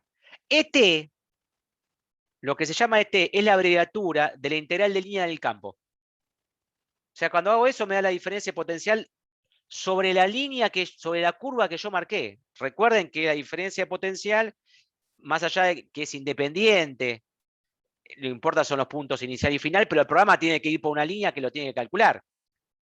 Yo puedo marcar infinitas líneas o curvas entre esos dos puntos iniciales y finales y todas las integrales me van a dar lo mismo. Pero lo que va a integrar es el camino que va por el camino que va pasando. Obviamente es una integración numérica en este caso. Si yo pongo eso, ¿cuánto me tendría que dar? ¿75 volt o menos 75 volt?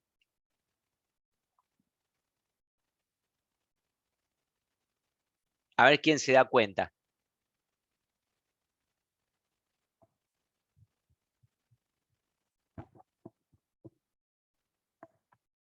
Bueno, vamos a hacer así.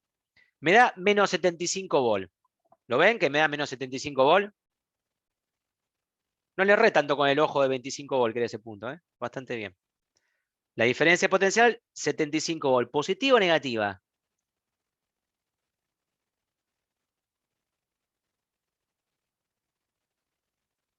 ¿Están todavía o se fueron? Hola, Guille. ¿Positivo? Ah, bien.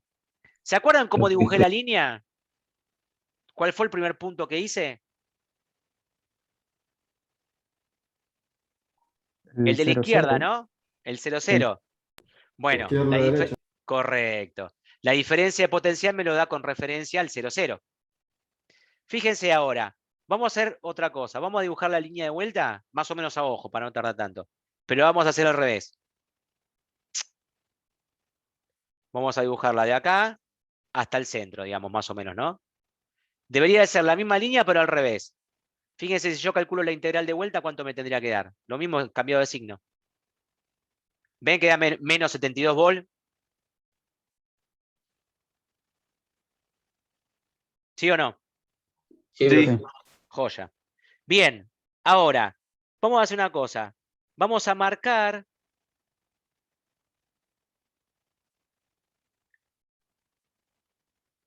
Hay otra cosa que no les dije, porque hay tres formas de dibujar las líneas estas.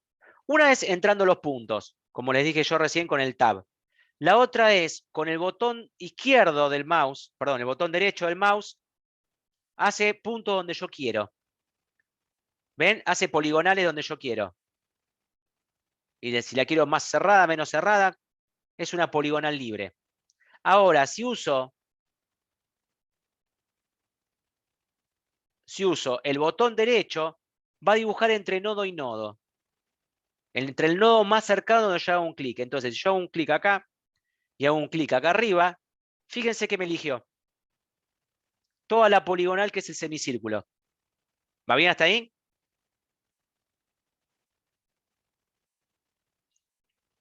Sí. Si yo ahora calculo la integral, pero la integral de, fíjense, ¿qué es dn? ¿Se imaginan qué voy a calcular cuando haga eso?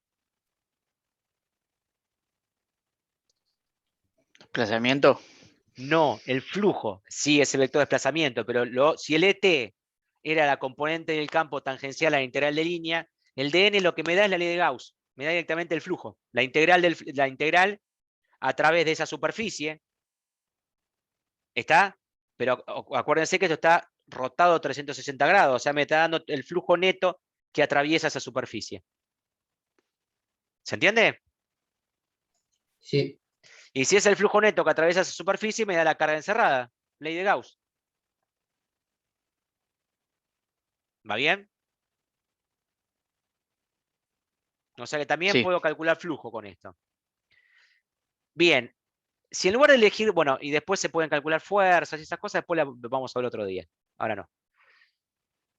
Fíjense una cosa. Si yo elijo ahora este botón, el cuadradito verde, me permite elegir regiones. Ahí elegí una región. ¿Qué puedo hacer con esa región? De vuelta, integrar.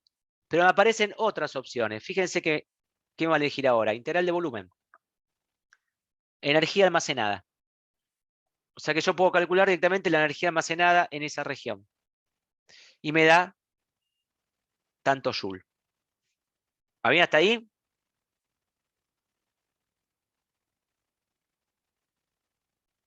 Sí, sí. ¿Qué pasa si en Bien. lugar de elegir esa región hubiese elegido el conductor? ¿Cuánto me da la energía almacenada ahí? En el volumen del conductor.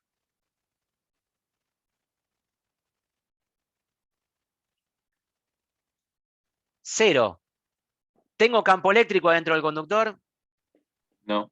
Y bueno, ¿cómo calculo la energía? Como la integral de volumen de E cuadrado por epsilon diferencial de B. Fíjense que acá hay un error, obviamente. Yo tenía un orden de energía de 10 a la menos 8 y acá tengo un orden de energía de 10 a la menos 22. 10 a la menos 22 es 0. Uno tiene que empezar a interpretar resultados acá. ¿Queda claro? Sí. 4 participantes levantaron la mano. ¿Qué pasó? No, profe, quedó levantado desde hoy. ¡Uy, Dios! Yo quería Sí, que sí, por Guillermo, ahí, perdón. acá como mallaste adentro de la esfera más chiquita es hueca. Si fuera maciza, habría que poner no mesh. No sé si aclaraste eso. ¿Sabes que hoy Sí, pero había hecho no mesh y me saltó error? Vamos a probarlo, Guillermo. Vamos a hacerlo. Hoy tuve problemas con el no mesh. ahí serían dos casquetes esféricos, que es con los problemas que hicimos nosotros. Pero si fuera maciza, la esfera de adentro, Cuando, si lo corro, me tira error, ¿ves? Hubo un problema que como hoy no lo pude resolver y lo resolví poniéndole aire, dije, bueno, que sean casquetes, digamos. está bien. Pero eso después lo vamos... en la clase que viene, cuando veamos el tema de conductores en equilibrio, vamos a ver el tema de no mesh, así va a quedar para todo el mundo. Pero está bien en aclararlo, Guillermo. No sé qué pasa que no le está gustando. No sé si es porque no le A defino mí, algo a mí lo que me pasa es que le tengo que dar una condición en el correcto, eje vertical. tal cual. Pero Pero bueno, si le pongo es aire, el no. mío. No, pero sabés que a mí también seguramente El resultado es exactamente igual, Claro. porque el potencial es constante y el campo es cero ahí adentro. Ujú. Pero bueno, eso después lo vamos a ver bien en la clase que viene. Igual gracias por aclararlo. El no mesh significa que yo quiero que en ese lugar no mashe el programa y no me calcula nada en ese punto. En este caso, si yo hiciera no mesh y después hago una línea para ver cuánto vale el potencial ahí adentro, me daría el potencial cero, porque no calculo nada. Que tampoco es correcto eso en una esfera maciza. Entonces hay que ver cómo interpretar bien los resultados. El tema de casquete, por ahora, en lugar de decir tengo una esfera maciza, digamos, nuestro problema son dos casquetes. Adentro tengo aire, dieléctrico, y afuera tengo aire. ¿Va bien? ¿Alguna duda hasta acá?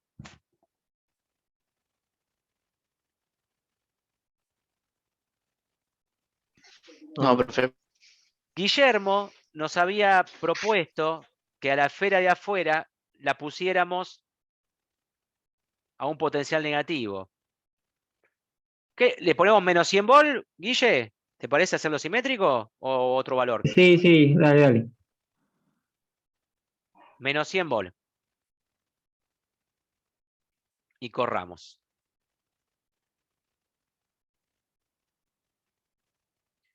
Y grafiquemos de vuelta el potencial, por ejemplo. Ah, otras cosas que perdonen, que no les dije. Esta parte que está acá. Que no hablamos de esta parte que está acá. ¿Ven esta parte que está acá? Sí. Bueno, Sí. vamos con la del medio primero. La del medio es la que justamente permite ver colores. Si yo le saco el Show Density Plus, viene por default. Eso son cosas que se pueden cambiar, pero viene por default que muestre los colores. Fíjense qué pasa. Le maté los colores. Y puedo mostrar los potenciales, puedo mostrar el vector D o puedo mostrar el campo. Los módulos, digamos, ¿no? Cómo varían. Ahí estaría viendo, ahí estoy viendo campo eléctrico. Fíjense que el 0, fíjense que el campo eléctrico interno a la esfera o al hueco vale 0, y así. O sea, ahí puedo definir los colores. Entonces, otra cosa que puedo definir es en este botón poner líneas equipotenciales. Mostrar líneas equipotenciales. Y ahí me marca las líneas equipotenciales. Entonces, por ejemplo, tengo un gráfico de una paleta de colores de campo eléctrico y de líneas equipotenciales. Es una cosa que... Lo que no puedo marcar en la parte electrostática son líneas de campo eléctrico, pero sí puedo ver vectores de campo eléctrico. Entonces, volvamos a esto. Vamos a por ahora sacarle los colores. Y vamos a ver ahora que yo quiero que me grafique el campo eléctrico. ¿Va bien? Vamos a densarle la malla para que me ponga más vectores. Bueno, me fui al carajo. Perdón la expresión.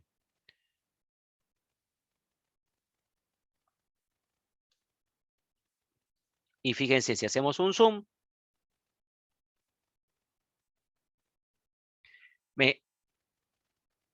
me grafica vectores. Por ejemplo, en este punto, el vector campo eléctrico es este.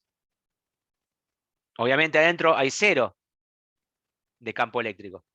Y podemos ver, vamos a ver en este caso interesante, vamos a ver la frontera entre el conductor externo e interno.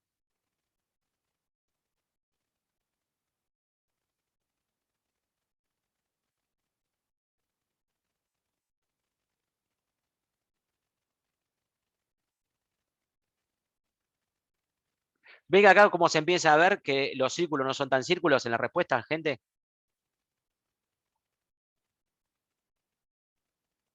¿Lo ven acá? Sí, ahí se ve mejor. Bien. Sí, se Fíjense ve. si yo, se puede mostrar la malla. Fíjense si pongo la malla, ¿qué pasa? ¿Ven los triángulos que están todos sobre esa superficie de separación? Y obviamente esas líneas equipotenciales que usted veía en curvas, no son curvas, también son rectas.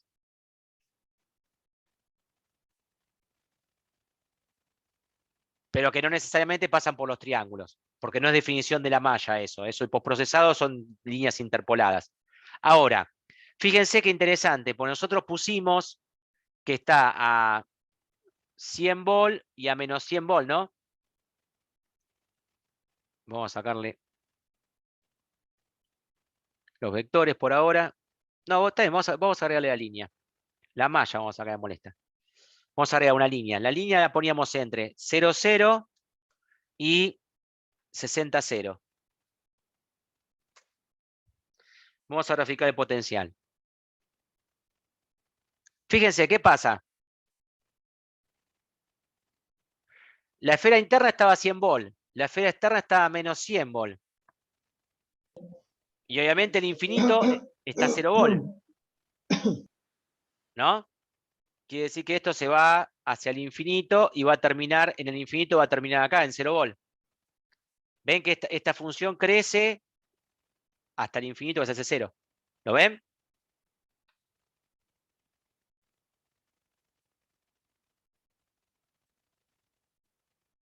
Profe, al final puso a menos 100 volts Sí, o no, menos 100 porque volt, menos 100 volt. se me cortó el internet por eso, profe. Fíjate, lo estoy redondeando acá, menos 100 volt. Ok, bárbaro. Entonces, obviamente, por algún lado, en el medio, entre 10 y 30 centímetros, va a estar el pasaje por 0 dentro de entre las dos esferas. Y después va a encontrar de vuelta el 0 potencial en el infinito. Ahora, fíjense qué interesante, obviamente. De vuelta a los quiebres. Obviamente, acá, en radio igual 10, hay un salto en el campo eléctrico, porque fíjense lo que es la derivada acá constante, obviamente que es 0 el campo interno, y después es el salto este. Y después tienen acá que hay un salto en el campo eléctrico, pero fíjense que cambia el signo de la derivada también. ¿Lo ven que el signo de la derivada cambia? Sí, profe. Por lo cual el campo eléctrico se invierte su signo del campo eléctrico. Y fíjense que es así lo que pasa. Si ustedes tienen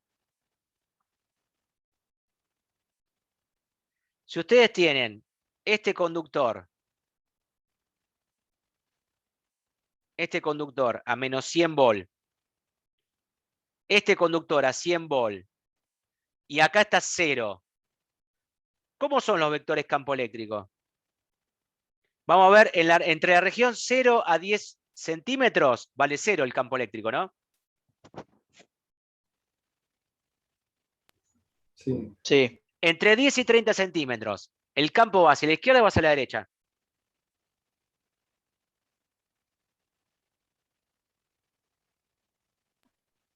Hacia la derecha más. Porque tengo 100 volt y menos 100 volt.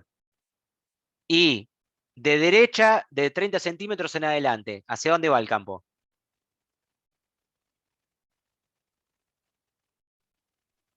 Para la izquierda. Correcto. Lo podemos corroborar haciendo un zoom, porque yo ya lo tenía dibujado.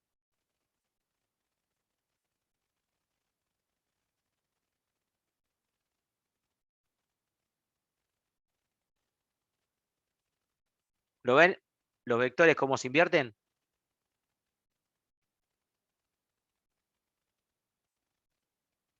Y si ustedes lo ven en el gráfico de potencial, ya lo había cantado el potencial.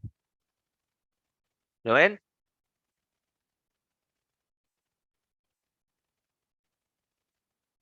Que había cambio en derivada. Y ustedes acuérdense que el campo eléctrico es menos el gradiente de potencial. O sea que si ustedes acá tienen una derivada negativa, significa que la componente del campo es positiva. Si ustedes acá tienen una derivada positiva, significa que la componente del campo es negativa. ¿Queda claro eso?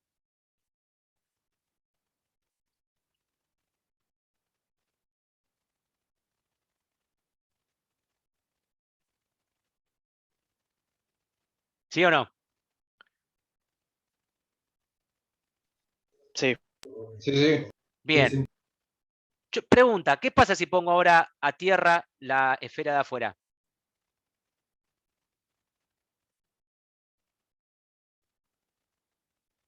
Poner a tierra significa plancharle 0 volt, ¿no?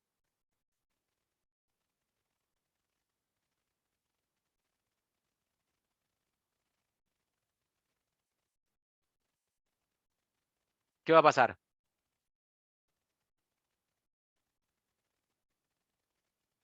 Dejo 100 volt interna y 0 volt externa.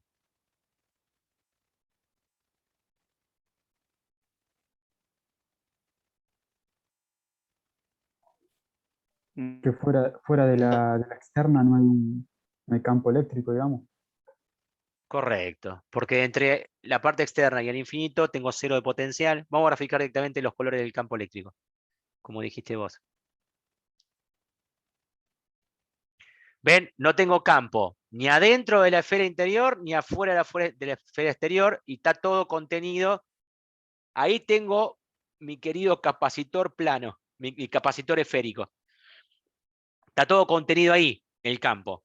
Y ahí sí que puedo asegurar que la carga interna y la carga externa en ambas deberían de ser iguales y de signo contrario. ¿Se entiende? Igual es una muy buena pregunta, Guille, que no habíamos explicado eso. ¿Ven que me quedó un capacitorcito acá sin explicar? Sí. El capacitorcito. ¿Ven este capacitorcito, chicos? Chicas, Sí. perdón. Si ustedes lo tocan, todo lo que definieron como conductor ustedes, que acá definimos dos cosas como conductor, vamos al interno. Les va a definir el potencial y la carga. Quiere decir que el conductor interno está a 100 volt y me dicen qué carga tiene. ¿Va bien?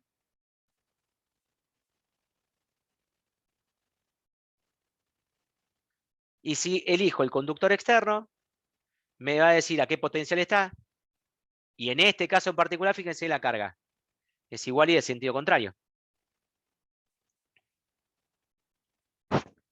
¿Va bien hasta acá? Sí, sí. La semana que viene vamos a jugar mucho con esta función. Con esta función vamos a jugar mucho la semana que viene, por el tema que vamos a ver. Pero bueno. ¿Se te ocurre alguna otra variante, Guille? ¿Algo más para comentar? No, ya explícate todo, digamos. Gente, sí, Cuando dan los datos del conductor, como son en equilibrio electrostático, el potencial es constante en todo el conductor y la carga es la carga neta. ¿Se entiende? Lo que con el simbolito ese del capacitor, los datos que dan es la carga neta y el potencial.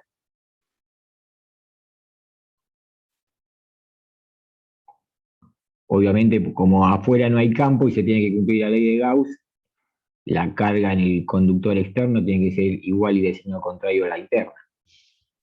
para Pero anular el si interno. está, claro, si está otro potencial, ya no. Eso creo que no lo tocamos antes, pero No. Pero bueno, ellos pueden jugar, digamos, con claro. eso. Y de hecho la semana que viene vamos a jugar mucho con eso. Bien. Una sola cosa, gente, que me faltó comentar. Me faltaban varias cosas, pero una de las cosas que yo quería. Nosotros tuvimos la suerte de tocar un botón y que solo se pusieran las condiciones de frontera. ¿Se acuerdan que eran estas condiciones de fronteras abiertas que les nombré?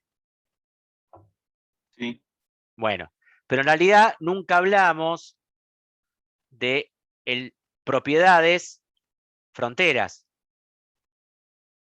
boundary, fronteras. Acá el programa tiene una colección de fronteras, y podemos adherir fronteras, un montón de tipos de fronteras. Eso, si ven los videos del Tanito Leta, para los que los vieron ya saben de qué estoy hablando, y vamos a ir trabajando mucho con estas. Si yo quiero un potencial. ¿Se acuerdan cuando dijimos que si no teníamos esta frontera de región abierta, tendríamos que hacer una esfera grandota, grandota, grandota y poner el potencial 0? Sí. Bueno, eso, para fijar eso como frontera, la semana que viene vamos a ver bien la diferencia entre conductor y frontera, hoy va a quedar medio en el aire. Por ahora, cédanme esa cuestión. Pero yo definiría esa frontera como una frontera de potencial constante y definía 0 de potencial.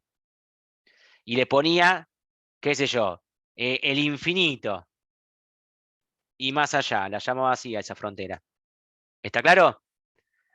Entonces, a esa esfera grandota que estaba lejos le ponía potencial, boundary condition type, BC type, potencial fijo. Después hay condiciones mixtas, que la vamos a ver, también es otra forma de armar una frontera abierta, pero a mano, no automática. Densidad superficial de carga se puede definir en esa frontera. Y después vamos a ver que se pueden definir situaciones periódicas o antiperiódicas. Esto sirve para dibujar motores, para cuando se trabaja con motores. Porque uno puede dibujar un pedazo de motor, un tercio, un cuarto, un polo, y después puede hacer que el programa solo calcule todo lo que le falta para llegar a la vuelta completa y se aumenta la potencia de cálculo. Pero bueno, todos esos ejemplos vamos a ver más adelante, no me quiero meter con eso. Ahora porque se extiende demasiado. Pero son todas las cosas que vimos. Después se pueden ver más cosas. Hay una librería de materiales que uno puede, digamos, los materiales, o los puede inventar uno, o puede agarrar de la librería un material, y si yo quiero usar un material, lo tengo que cliquear y arrastrar a la parte derecha, que es mi problema. Ahí puse porcelana. Cuando yo voy a elegir una región, por ejemplo, quiero cambiar dieléctrico por porcelana, botón derecho, y recién ahí está porcelana. Si yo no cargo la librería a mi problema, que es a la derecha, no está. Obviamente, por más que esté ahora en materiales, esté porcelana, no me queda fijo los valores de porcelana, sino que yo también los puedo modificar. Pero bueno, es un valor de referencia. Me dicen la porcelana vale 5,9. ¿Se entiende?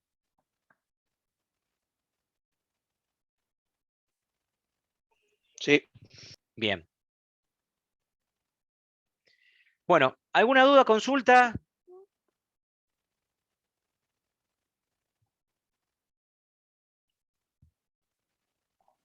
Profe, con esto tenemos que hacer el ejercicio 4 que había quedado, el TP. Correcto. Ahí está, esa es la conclusión. Lo que tienen que entregar la semana que viene es el problema 3 resuelto a través de, perdón, la semana que viene o la otra, 15 días tienen. 7 no, 15. No me asustes, sí. No, está bien porque no es resolverlo solo, que tienen que armar el pequeño informecito, así que van a tener que sentarse a escribir una carilla y media. Vamos a dar una semana más por lo menos para que no se asusten. Más de la cuenta, Elvio. Vamos a resolver el problema 3. Este problema 4 se llama resolvamos el 3 por FEM. Tiene una plantilla diferente. Recuerden que no es la misma plantilla, que es otro formato de entrega, que está también colgado. Nada, como siempre, la semana que viene hay tema nuevo. Nos tomaremos 10-15 minutos para cualquier duda que tengan para resolver el problema este. Y se entrega en 15 días. Hoy supongo ya están todas las entregas de los 3 problemas. Todavía no me fijé. Y la semana que viene de vuelta, mañana o entre mañana y mañana tarde va a estar autodiagnóstico, problemas, y los videos ya están colgados del tema conductores en equilibrio electrostático. Tema importantísimo si no hay para aplicaciones en ingeniería eléctrica. Lo van a aplicar en un montón de materias. Así que nada, es un tema muy interesante, como todo lo que dan ingeniero Casinotti y yo, obvio. Bueno, creo que no me olvido más nada. No sé si Guille, con respecto a estas cuestiones, algo más para agregar. ¿Alguno de ustedes, chicos, chicas, algo para Yo agregar, opinar? lo que recomendaría cuando se bajan el programa, que se bajen también el manual. Sí, Igual está en inglés, pero ahí está bastante bien explicado, sacando el tema del idioma, pero hay tutoriales, hay ejemplos. sí. Es una cuestión de practicar más que nada. Perdonen, cuando ustedes bajan el software, automáticamente el software se instala en C2 puntos. No sé por qué, no está en archivo de programa. Le gusta instalarse en C2 puntos, FEM 4.2. Se le va a instalar una cosa así. Ven que se lo muestro, porque ¿para qué le voy a decir algo si se lo puedo mostrar? Cuando ustedes lo instalan por default le va a hacer esto el programa. ¿Lo ven acá, FEM 42? Sí. Bueno, si se meten adentro de FEM 42, van a ver un montón de cosas. ¿Dónde está? ¿Dónde está? Bueno, hay ejemplos que pueden correr, hay un montón de cosas, no importa, esto lo pueden ver tranquilo. Pero lo que yo quiero es a dónde iba Guillermo. ¿Ven acá en Bing? Este archivo dice Bing, Sí. en la Sí, sí, sí. carpeta. Bueno, ahí está el manual del software. No sé por qué lo traía de adentro, pero ahí está el manual del software. Que la última versión actualizada es 2018. ¿Está? Y después nada, en la página del software, como es libre y hay un montón de gente que recopada que mete mano, y en internet, en YouTube hay un montón de videos sobre, bueno, nada, es infinidad lo que pueden jugar con todo esto. Hay mucho material dando vuelta por ahí. Pero bueno, yo les voy a subir también esto. Ahora, le voy a mostrar el PowerPoint ese con el que estuvimos trabajando hoy. Le voy a mostrar qué tiene de interesante, más las pavadas. Yo dije pavada nada más, pero lo importante venía después. Fíjense, ahora que ustedes ya vieron el software, lo que tiene es la explicación de cómo se usa el software en castellano. Es un mini manual de cómo se carga cada cosa, ¿ven? O sea que con lo que digo, con el video que hicimos hoy, con la clase de hoy, con lo del Tanoleta y viendo este PowerPoint, cubre bastante bien la ausencia del inglés en el manual. No sé si Guillermo queda dicho bien de esa manera, digamos. Si hay que pelearse con el manual, pero está bien, cubre para todo lo que vamos a ver el año. El manual está muy bueno este PowerPoint. Que hicieron esta gente, y nosotros con Guillermo lo compaginamos un poquito y lo pusimos un poco más lindo, pero la verdad que el crédito no es nuestro, sino es de la gente de los españoles. Bueno, ¿queda claro entonces, gente? ¿De dónde pueden tener tantos recursos? Sí, Sí, Leo. perfecto, profe. Bien, recuerden que durante todo el año vamos a usar el FEM para resolver millones de cosas, inclusive para probar la materia van a tener que usar el FEM para resolver el problema abierto, con lo cual pónganse cancheros y cancheras con esto, como con todo, ¿está?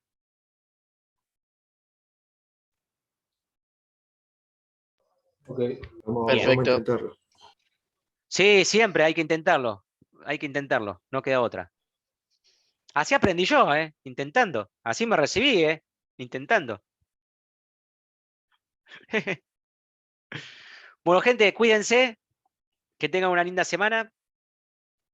Abrazo a todos y a todas.